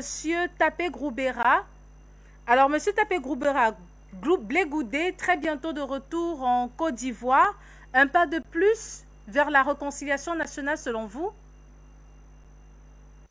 Oui, nous pensons que il faut suivre d'abord la trajectoire de M. Blé Goudé. Lorsque Blé Goudé comparait pour la première fois le 27 mars 2012, il a dit, et ce sont les vidéos que tout le monde peut voir, « Madame, on m'a amené ici pour rien. Permettez-moi de retourner, reprendre ce que j'avais commencé. » Je parle de 2012, pardon, 2014, le 27 mars 2014. Libérez-moi pour que j'aille continuer ce que j'ai entrepris. Voilà, donc, M. Charles Blé Goudé, qui déjà, nous sommes en 2014, qui disait ça. Et je pense qu'il est resté constant dans ce qu'il a dit. Et comme l'a dit tout à l'heure le docteur Yam, et avant lui et les autres, c'est que M. Blé Goudé s'inscrit dans une démarche qu'il a inscrite déjà depuis qu'il était en prison. Et donc, c'est cette démarche. Malheureusement, je dis bien malheureusement, nous avons en face un pouvoir qui est très frileux. C'est d'ailleurs pour ça que vous voyez la situation des droits de l'individu, c'est-à-dire du citoyen Charles Blé Goudé, ont été bafoués, continuent d'être bafoués. Je voulais, si vous permettez, faire une petite parenthèse en ce qui concerne dans la question des 20 ans. En réalité, sur le plan juridique, il n'y a même pas lieu de s'inquiéter. Simplement, lorsque nous prenons l'article 354 qui parle du code pénal, qui dit que tout accusé absent, je le cite, l'accusé absent sans excuse valable à l'ouverture de l'audience est jugé par contumace. Donc, pour vous dire que, c'est sans excuse valable. Or, nous savons que depuis le 22 mars 2014, M. Charles Blé Goudé est absent de la Côte d'Ivoire par sa propre volonté, par la volonté des princes d'Abidjan. Donc, logiquement, si on veut tenir compte de la loi, tout ce qui a été fait est de nul effet. On va même plus loin. Si nous prenons encore l'article 25 du Code pénal, elle dit est définitive toute condamnation résultant d'une décision autre que par contumace qui n'est plus susceptible de faire l'objet d'une d'une décision comment on appelle comment on pourrait dire par la personne qui a été incriminée. Donc pour vous dire que logiquement il ne doit même pas avoir de problème, mais comme nous sommes en face d'un régime qui est très frileux et que M. Charles Blé Goudé ayant déjà émis ses intentions, comme je l'ai dit, au risque de me répéter, depuis 2014, il va s'inscrire dans cette logique. Déjà même avant qu'il y ait la guerre, moi je ne parle pas de crise post-électorale, avant qu'il y ait la guerre en Côte d'Ivoire, M. Charles Blé Goudé, il y a encore des vidéos qui existent, l'a dit, et c'est ce qu'il a dit à la CPI, qu'il voulait que les Ivoiriens se parlent. Et je pense que c'est dans cette dynamique qu'il va s'inscrire pour aller parler. Et cela n'enlève rien au fait que M. Charles Blé Goudé a son parti politique qu'il va continuer d'animer. Mais aujourd'hui, avec cette force qu'il a internationale, cette force nationale aussi, il faut qu'il permette aux Ivoiriens de s'exprimer. Parce qu'aujourd'hui, nous savons que depuis l'arrivée au pouvoir le 11 avril, par le coup d'État du 11 avril 2011, les Ivoiriens n'ont jamais eu la chance de faire sortir ce qu'ils ont en eux. C'est très important qu'il y ait cet exorcisme-là qui va permettre aux Ivoiriens de se libérer. Permettre aux Ivoiriens de parler, même si ça ne plaît pas au pouvoir, mais le permettre, je crois que c'est une bonne chose. Et je pense que l'arrivée de M. Charles Blé Goudé pourrait être cette possibilité-là avec les anciens qui sont là, le président Gbagbo et d'autres personnes, évidemment, amorcer des tournées pour que les populations puissent se parler. Parce qu'aujourd'hui, véritablement, M. Alassane Dramane Ouattara qui est venu avec les habits du FMI et autres, tout ça, etc., après 15 ans de pouvoir, a montré ses limites. La Côte d'Ivoire n'est pas aussi avancée qu'on peut le penser. La Côte d'Ivoire, c'est vrai qu'on parle de routes et autres, tout ça, etc. Bon, par rapport à l'argent qui est mis dedans, vraiment, je vais dire, c'est un peu le jour et la nuit. Aujourd'hui, il y a le prix de l'essence, bon, qui a été de nouveau rabaissé. La vie en Côte d'Ivoire est très chère. Les Ivoiriens n'arrivent même plus à joindre les deux bouts. On vit, je vais dire, de manière difficile en Côte d'Ivoire. Les prisonniers politiques, depuis 2011, nous avons plus d'une trentaine de prisonniers politiques, civils et militaires qui sont encore détenus. Ces personnes-là, il faut que ces personnes soient libérées. Nous avons pas mal de personnes qui sont en exil, notamment au Ghana, au Togo, dans différents pays. Ces personnes doivent regagner le pays. Nous avons nos parents, les Ouè, qui ont subi un génocide. Ça, ce n'est pas nous qui le disons. Lorsqu'il y a eu le procès de M. Ouremi, le procureur lui-même a parlé de génocide. Moi, j'ajouterais plus qu'il y a eu 3 génocides pour ce peuple. Le génocide culturel, le génocide humain et le génocide environnemental. Il faut que ce peuple-là puisse permettre à ce qu'il puisse enterrer dignement ces populations. Vous voyez, c'est très important que tout cela se fasse. Et je pense que l'arrivée de M. Charles Blé Goudé, qui depuis 2014 s'est inscrit dans cette dynamique, va permettre d'aller dans ce sens. Et la Côte d'Ivoire a besoin, à un moment donné, de se parler. Parce que c'est très important, puisque c'est cette division-là qui sert au régime en donnant l'impression que le Nord contre le Sud et vice-versa, qui fait que les Ivoiriens, en réalité, il n'y a pas de problème, puisque les Ivoiriens se parlent, mais c'est bien qu'ils arrivent à extirper ce qui en est, les incompréhensions, pour que nous empruntons le vrai chemin, le chemin d'une réconciliation vraie, empreinte de justice et de vérité. C'est très important. Retour de Charles Blé Goudé en terre natale. À quoi s'attendre? En quelques mots. Monsieur Olivier Blé, en quelques mots, à quoi s'attendre de ce retour attendu de Charles Blé Goudé en Côte d'Ivoire? Il faut dire que Charles Blé Goudé n'a pas changé. Activez votre micro, monsieur Blé. Il est activé, mon micro. Mon micro est activé. Vous m'entendez? Nous vous recevons 5 sur 5. Merci. Charles Blé Goudé rentre en Côte d'Ivoire pour œuvrer à la réconciliation des Ivoiriens. Il va en Côte d'Ivoire pour remettre en ordre de bataille ses militants. C'est vrai que d'un mouvement est né le parti COGEP aujourd'hui. Charles Blé Goudé regagne la terre de ses ancêtres surtout pour témoigner son, comme on dit en Côte d'Ivoire, Yako à tous ces Ivoiriens meurtris. Charles Blé Goudé rentre en Côte d'Ivoire pour penser les blessures des cœurs. Oui, il regagne la Côte d'Ivoire pour contribuer à sa façon à relever ce pays-là. Et il va en Côte d'Ivoire surtout pour conquérir le pouvoir dans les urnes, à la différence de Soro Kibafori Guillaume, qui fait que terroriser les Ivoiriens avec ses touches à n'en point finir. Je suis très, en disant à mon frère, Oko Sissi Baba Nicolo, tu me connais. Je ne suis pas quelqu'un qui insulte les autorités. Et tu ne peux pas me prêter des mots sur le plateau. Je tiens au rapport que toi et moi, les relations qu'on a. Je ne te répondrai pas autrement. Et je veux que tu préserves ces rapports qu'on a. Autrement dit, la Côte d'Ivoire a besoin de Charles Blé Goudé pour aller de l'avant. Et aujourd'hui, plus que jamais, Charles Blé Goudé revient après un périple en prison qui a permis une grande formation.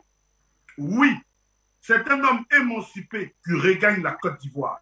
C'est un homme tempéré qui regagne la Côte d'Ivoire. On a dit beaucoup de sonnettes sur lui, mais il va faire mentir tous ces délateurs, tous ces fabricants de fausses nouvelles, tels que Chris Yapi, ce robot imaginaire à l'usage par Soro Kibafori Guillaume, pour anéantir tous ses adversaires politiques. Il invente des histoires, il colle des vidéos pour raconter des ramassis sur le dos de Charles Blé Goudé.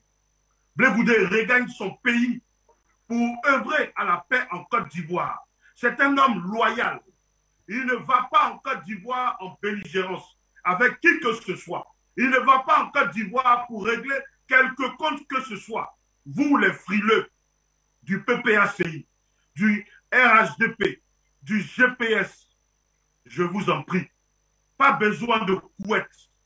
Blé Goudé ne revient pas avec des glaçons, même s'il est dans un pays froid. Il ne revient pas en Côte d'Ivoire avec des barres de glace. Non, il revient en Côte d'Ivoire pour donner un sens réel à la notion de réconciliation nationale. Il vient pour prendre sa part parce que désormais, les partisans de gauche sont résolument attachés à Charles Blé Goudé, celui qui n'a jamais failli et qui est resté droit. Oui, même si ce n'est pas un saint homme, il a choisi de ne pas brader. Là où certaines personnes veulent excuser leurs mensonges en disant qu'il aurait signé une décharge, j'ai envie de vous dire, je ne sais pas quelle est votre situation administrative dans les pays où vous vous trouvez pour croire que quand on va retirer un dossier administratif, on ne signe pas une décharge. Quelle que soit l'ambassade, la mairie ici en France, quand on prend sa pièce d'identité, on signe une décharge. C'est administratif, c'est stocké. Au cas où demain, il vous viendra à l'esprit d'aller dire « je n'ai pas reçu », rétablissez-moi un autre, on vous présente ce que vous aurez signé des jours en avant. C'est bien de cela qu'il s'agit. Arrêtez de fabriquer un monstre qui n'existe pas, qui vit que dans vos chimères, dans vos têtes. Arrêtez de fabriquer un traître qui n'existe pas, qui vit dans vos chimères et dans vos têtes. Charles Blé Goudé n'est pas un saint homme, mais il est le moins mauvais possible de cette classe politique ivoirienne qui a fini de ruer les enfants des gens dans les rues. Et une fois que les enfants sont morts, passe à autre chose. Allons aux élections. Mais quelle élection? Vous êtes allé aux législatives sur le dos et le corps des Ivoiriens. Vous ne voulez pas qu'on vous le rappelle? Et quand on en parle, quand on parle de cela, vous sortez des sonnettes et vous dites que non, oui, il a insulté un tel. On n'insulte personne. On vous dit ce qui est en droit de vous dire, dans le respect. Ce n'est pas parce que je donne la voix que je suis mal poli. Non, non, je veux me faire entendre. Et ce que j'ai à dire ce soir, c'est que arrêtez d'acheter les couettes. La Côte d'Ivoire est un pays tropical, il ne fait pas froid. Charles Blé Goudé arrive. Ce n'est pas pour vous mettre des glaçons sur le corps. Arrêtez d'être frileux. Et vous, les pro-Soro, qui avez espéré longtemps que Charles Blé Goudé allait être votre compagnon de rébellion, il vous a dit non. C'est un homme démocrate. C'est un homme qui croit aux valeurs que porte le président Laurent Gbagbo. Ça vous fait mal, je l'ai dit. Aujourd'hui, on vous entend. Ça et là, Chris Yapi, comment il s'appelle? Tous ces gens-là, c'est paria de FGPS. On vous entend. Merci, Monsieur Olivier Billet, pour cette participation, pour cette analyse. Alors, on va donner l'occasion aux téléspectateurs au bout du fil d'apporter leur contribution, on va le dire ainsi. Bonsoir et bienvenue. Votre vote avant toute contribution. Bonsoir, Madame la journaliste. Bonsoir, Madame la journaliste. Bonsoir à vos invités. Madame Yao depuis la Côte d'Ivoire. Merci de me donner la parole. Je ne sais pas si ce sont les premières dames qu'on vote ou bien si ce sont les hommes, mais en tout cas, je vote pour la première dame du Cameroun parce que son époux nous permet d'avoir Afrique Média. Alors, moi, je voudrais d'abord dire à chose comme M. Yam, que je respecte beaucoup. Le président Laurent Gbagbo ne va pas adouber Charles Blé Goudé.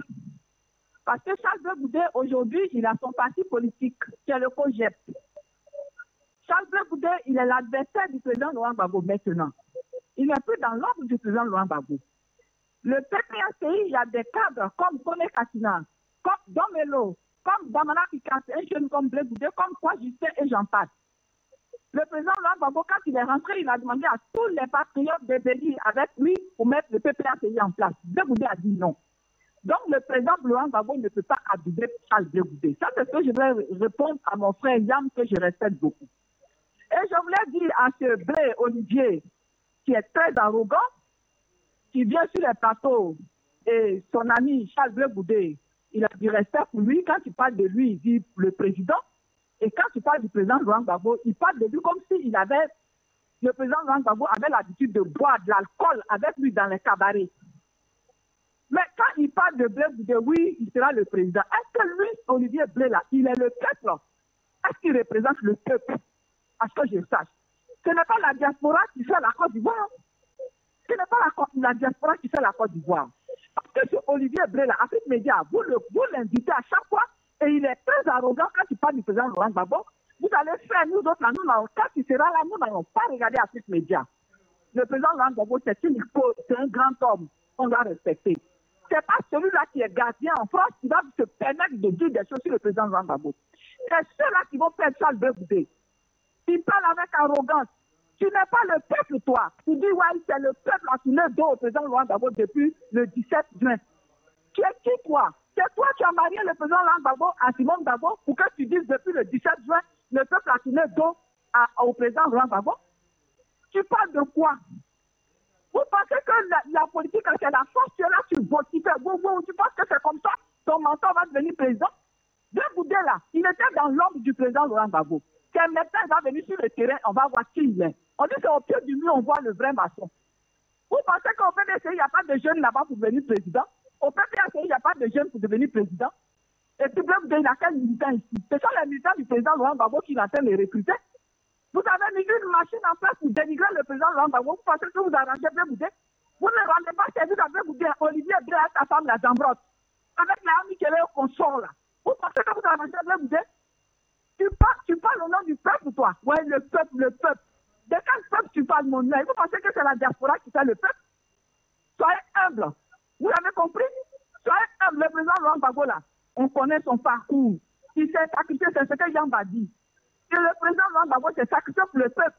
C'est pour ça que nous l'aimons beaucoup. Vous êtes arrogant pour Blé Goudé, il a déjà travaillé. Si Blé Goudé aujourd'hui a l'argent, c'est grâce au président Laurent Gbagbo. Tous les rassemblements qu'il faisait là, on lui donnait de l'argent. Et puis tu vas dire oui, les gens sont bons, et puis nous sommes allés au législatif. Mais Blé Goudé aussi avec les militants au législatif. Blé Goudé, il était candidat aussi pendant les législatives alors que les gens sont morts. Blegoudé, il nous largue. Il fait appel en 2004. On tue les Ivoiriens. On tue les Ivoiriens pour un simple passeport. Ils sont se mettre devant les vigiles de Ouattara. Et puis ils rient, ils nous larguent. Ils nous larguent. Alors que les Ivoiriens sont morts à cause de lui, ses appels. Sortez, sortez. Pendant qu'on tue les Ivoiriens sur le pont, Blegoudé n'est jamais là. Un peureux. Aujourd'hui, toi, tu vas venir parler à cause de ce passeport, il nous largue. Alors que les Ivoiriens sont morts à cause de ses appels. Encore des victimes, encore du moins ici. Il n'a qu'à être humble. Mais quand on est un leader, là, on assume. S'il allait prendre son passeport, on lui dit... Madame Yaro, merci infiniment, Madame Yaro, pour votre contribution. Mais surtout pour votre vote dans le cadre de ce programme Mérite panafricain des Premières Dames. Une autre dame au bout du fil, Madame Cissé, bonsoir et bienvenue. Bonsoir. Bonsoir, la belle Céleste. Bonsoir, Christelle Fanga. Bonsoir, Ayam Timba. Vous savez, je dis merci au président Laurent Gbagbo d'avoir remis le passeport de Blegoudé. Pour ça, je salue le président Laurent Gbagbo parce que c'est lui qui délivre les passeports en Côte d'Ivoire. Il a remis son passeport à Blegoudé. Je le salue pour ça. Maintenant, vous savez, Monsieur Yam Timba, vraiment, vous êtes un grand homme. Vraiment, j'aime bien vos analyses. Mais sur ce cas-là, il faut qu'on soit un peu prudent. Parce que la France-Afrique a déposé ses bagages au COGEC et dans nombreux partis. Parce que c'est la mode. Hein. Aujourd'hui, il y a nombreux sont les intellectuels qui virent au RDR, qui reconnaissent Alassane comme je ne sais pas quoi. Ils sont nombreux. Récemment, il y a eu un professeur d'université du nom de Amoa Hubin. Hier, il y a eu un journaliste, ainsi de suite. Ils sont nombreux. La France-Afrique a déposé ses bagages là-bas. Mais pourquoi on a mis tant de temps à délivrer ce passeport-là à Blegoudé? C'est parce qu'il y avait une tractation en bas. Il fallait voir avec la France, voir s'il était digne, s'il pouvait continuer le combat. Vous savez, les méthodes de la France, on lui a mis la pression, on vous met la pression et le président Laurent Gbagbo a supporté cela avec toutes ces pressions, mais il n'a pas cédé. Il n'a pas cédé. Et la France-Afrique, en approchant ces jeunes-là, dit quoi? Il y a une génération qui est finie et c'est à vous qu'on va remettre le pouvoir. Et nous voulons que vous qui allez prendre le pouvoir, vous soyez une génération quand même avec laquelle on puisse échanger, on va décrisper l'atmosphère. Et c'est ce qui se joue en Côte d'Ivoire ici, actuellement, présentement. C'est ce qui se joue en Côte d'Ivoire. La France-Afrique a tellement de tentacules ici qu'il faut préparer l'après-Ouattara. Et l'après-Ouattara est en train d'être trouvé. Et c'est cette jeunesse-là qu'on veut positionner. La France ne veut pas perdre les pieds en Côte d'Ivoire. D'où ce revirement de certains que vous êtes en train de voir ici. Pour reconnaître que quelqu'un n'a pas changé le cap. Vous avez vu les dernières interviews de Blegoudé. Blegoudé, je l'aime pour son franc-parler, pour ses directs. Mais quand on l'interviewe dans ces dernières interviews-là, vous le reconnaissez? Est-ce que vous le reconnaissez? Voilà quelqu'un qui fait des interviews chaque jour. Chaque jour, si tu veux, il peut en faire 2 fois, 3 fois. Mais jamais rien de bon ne sort là-dedans. Vous ne pouvez même pas retenir ce qu'il dit. Tout est superficiel. Parce qu'il n'osera pas, dans ses interviews, aborder les questions qui fâchent, comme le foncier rural, comme, comment dirais-je, comme les fonciers, comme les prisonniers politiques, comme les exilés, parce que sur la table des négociations, vous avez vu la dernière fois quand le président d'ici a convoqué, d'après eux, l'opposition pour parler de le fameux mot qui emmène les Ivoiriens, qui pollue l'atmosphère ivoirienne, la réconciliation, du n'importe quoi. Un foutu, et Christelle Fanga a bien fait de le rappeler, pendant ces négociations, qu'est-ce qui était quand le EDS et l'opposition a demandé la libération des prisonniers politiques, le porte-parole, le nuque qui est là du gouvernement a dit quoi? Cet nuque-là, il a dit quoi? Qu'il n'y a pas de prisonniers politiques et ça c'est un préalable. Et vous verrez, Blegoudé n'osera jamais aborder ces questions qui fâchent là. Il restera superficiel, il ne va jamais rien dire. Et on dit Blé Goudé va venir, il faut aller l'accueillir. Mais je vais vous donner une information. Le RD est en train de préparer le retour de Blé Goudé parce que c'est un trophée qu'ils vont brandir. La France-Afrique, quant à elle, elle se réjouit parce que elle dit quoi? Voilà un monsieur que tous les Africains soutenaient, il inspirait tous les Africains. Aujourd'hui, nous l'avons de notre côté. Ne vous trompez pas. Blé Goudé, là où le président Laurent Gbagbo, là où le président Bédié qui était allié hier, de Dramane Ouattara hier, ils n'ont pas pu faire de réconciliation. Parce qu'il n'y a pas... En fait, c'est un mot qui nous fatigue, qui nous gêne. Cette histoire, il va venir faire quelle réconciliation? Nous, on a dit depuis j'appelle sur Afrique Média. Je dis, les Ivoiriens n'ont pas de problème entre eux. Il n'y a que des gens qui sont venus, des étrangers, avec la France, qui sont venus prendre en otage des Ivoiriens. Il n'y a pas de problème ici. Donc, si c'est ce mot, cette hypocrisie, cette tromperie qu'on prend comme couvercle pour manipuler le peuple, alors la réconciliation, je ne sais pas de quoi il s'agit.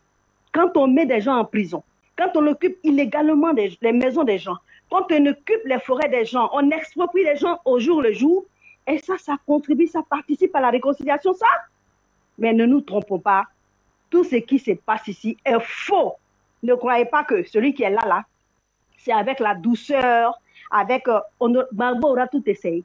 Le président Bédié aura tout essayé, mais il ne cédera pas, parce que les enjeux sont gros. Ce qui se joue en Côte d'Ivoire actuellement, là, mais ce n'est pas possible.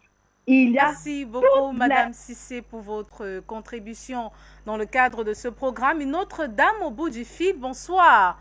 Votre vote d'une première dame et votre contribution. Bonsoir, nous vous écoutons.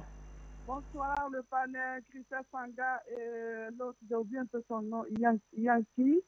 Bonsoir, excusez-moi si j'ai mal prononcé votre nom. Et je remercie aussi, je dis bonsoir aussi à mes frères de l'autre côté. Et moi, je voudrais dire aux les gens, calmez-vous. Ceux qui sont sur le plateau, que ce soit COGEP, que ce soit PPACI, calmez-vous. La Côte d'Ivoire brûle. Calmez-vous. Calmez-vous. On a un étranger qui nous tue. On a un étranger qui veut nous tuer. Arrachez nos terres. Calmez-vous. Vous avez compris? Calmez-vous. Calmez-vous. S'il vous plaît, vous devez prendre une photo. Devant la photo de Ouattara. Calmez-vous. Est-ce que Gbagbo n'est pas parti de notre côté? Alassane Diallo pour dire, monsieur le président, il n'a pas posé avec lui. Calmez-vous. Les Ivoiriens souffrent. Calmez-vous. Attendez à ce que Blé Goudé arrive et voyez ce qu'il va faire. Moi, je dis, la prison, vous pensez que c'est facile? Vous pensez que c'est facile la prison? On a vu le gars de Soro qui est parti en prison. Il est sorti, regardez comment il parle. Vous pensez que c'est facile?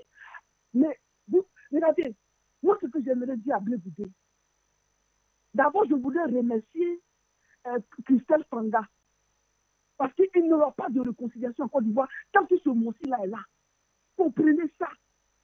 Il n'y aura pas de réconciliation. Vous allez vous réconcilier avec qui? Mais laissez Blé Goudé rentrer d'abord. Vous voyez là qu'il est en train de poser. Calmez-vous, mes frères. Calmez-vous, mes frères. Nous sommes en danger. Le pays est arraché. Et vous êtes là, vous vous battez entre vous. Hein? Réconciliation avec qui? Il faudrait que ce monsieur-là parte d'abord. Mais parce que vous n'avez jamais fait la prison. Moi, je ne prends jamais exemple sur Nelson Mandela. Je prends exemple sur Mugabe. Mugabe a fait 12 ans en prison. Il est venu l'arracher toutes ces personnes, les Américains ne l'aiment pas. Ils envoient même des gens pour l'insulter. Garde des fois, Mugabe gifle le supérieur. Même quand il a fait un faux pas, il partait tomber.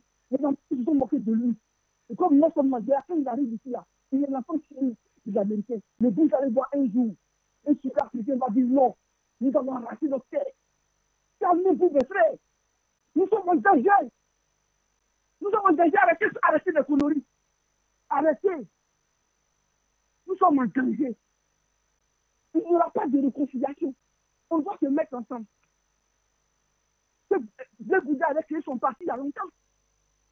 Merci, madame, pour votre contribution. Merci pour votre avis. Le message est à coup sûr arrivé pas dans les oreilles dessous.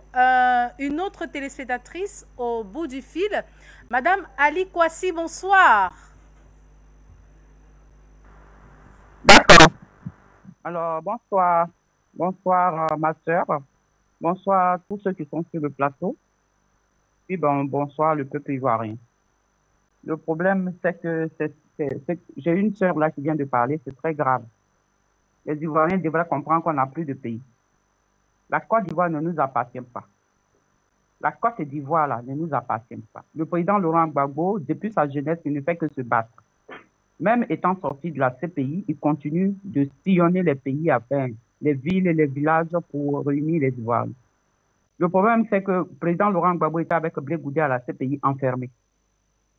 Les deux étaient dans la souffrance. Aujourd'hui, les deux sont sortis.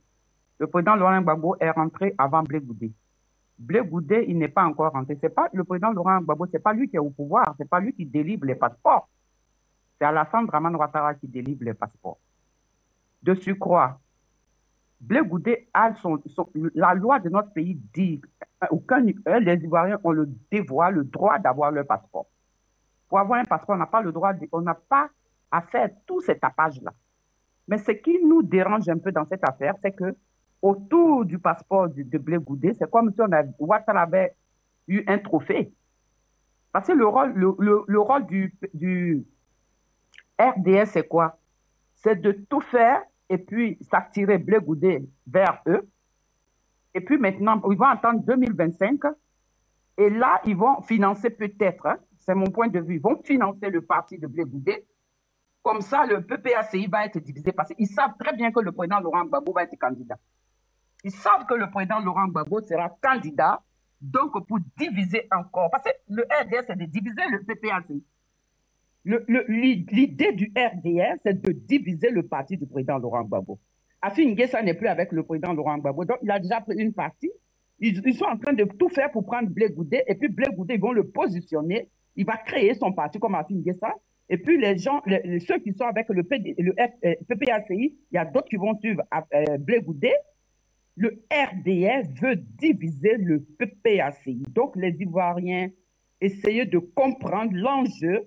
Notre pays est en train de nous être arraché. Donc arrêtez de faire la guerre entre nous. On doit arrêter. Blé Goudé, il est libre de faire ce qu'il veut, mais s'il trahit le président Laurent Gbagbo, les Ivoiriens le regardent. Il peut rentrer dans son pays, il peut faire tout ce qu'il veut, mais on l'attend en Côte d'Ivoire. On verra son comportement. Parce que si c'est le RDA qui est en train d'aménager sa maison, si c'est le RDA qui va l'accueillir, si c'est le RDA qui fera tout pour qu'il rentre, mais il ne peut pas parler. Il ne pourra rien dire. Si lui-même il rentre de sa propre volonté en ayant son passeport tranquillement, sans ce tapage, Blé Goudé, il peut avoir la force de... Pour votre contribution, merci infiniment pour ce message d'accalmie, on va le dire, à l'endroit de tous ces téléspectateurs qui ont réagi dans le cadre de cette thématique. Un autre invité, un autre téléspectateur au bout du fil, on va le dire ainsi, Monsieur Zerfel, bonsoir et bienvenue. Bonsoir Monsieur Zerfel, bienvenue, vous êtes à l'antenne. Allô? Nous vous écoutons, Monsieur Zerfel. Bienvenue.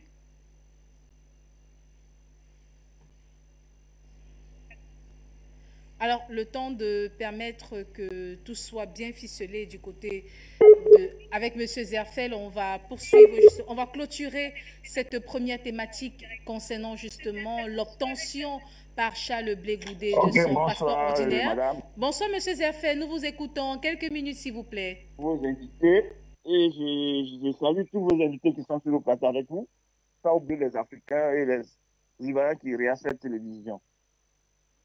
Moi, je voudrais être bref, parce que le plus souvent, il y a des gens qui viennent intervenir. Ce ne sont pas des politiciens, ce sont des ventes en guerre.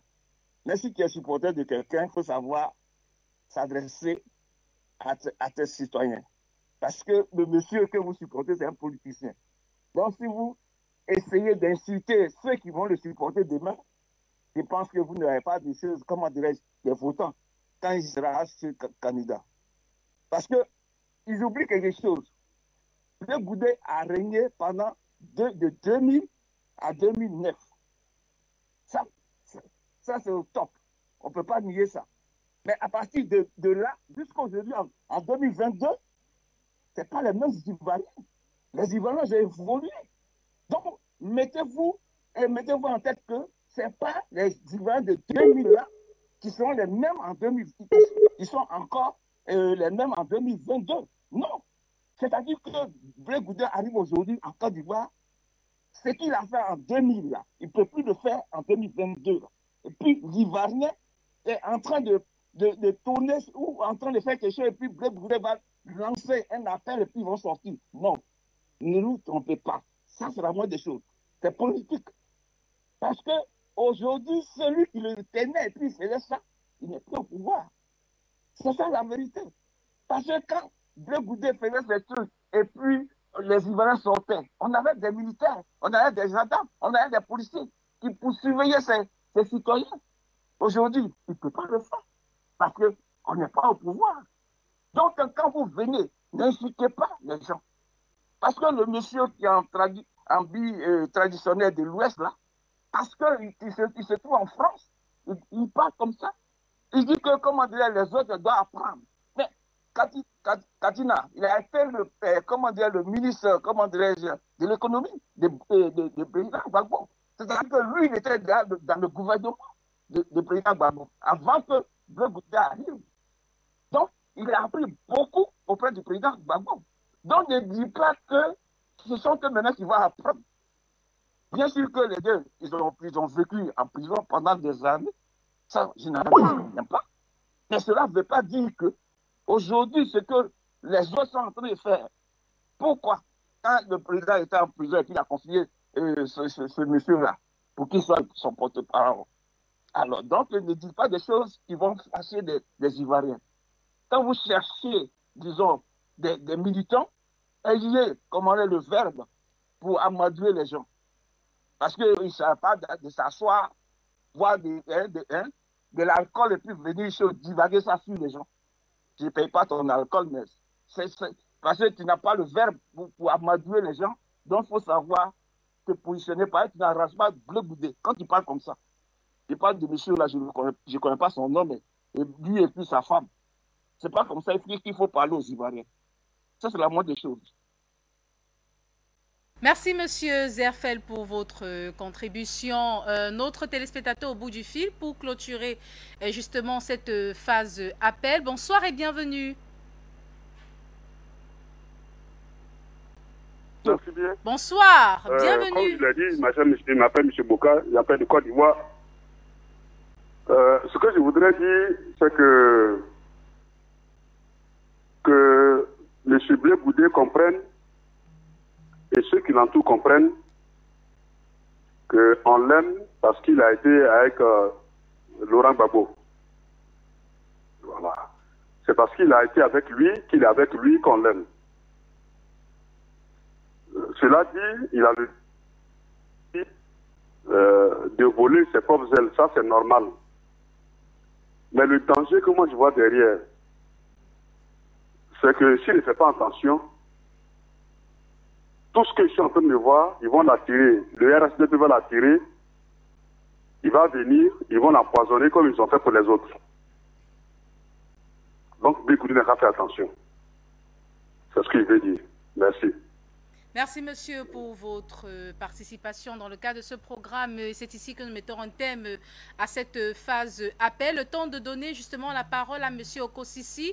En quelques mots, nous sommes en train de clôturer cette première thématique.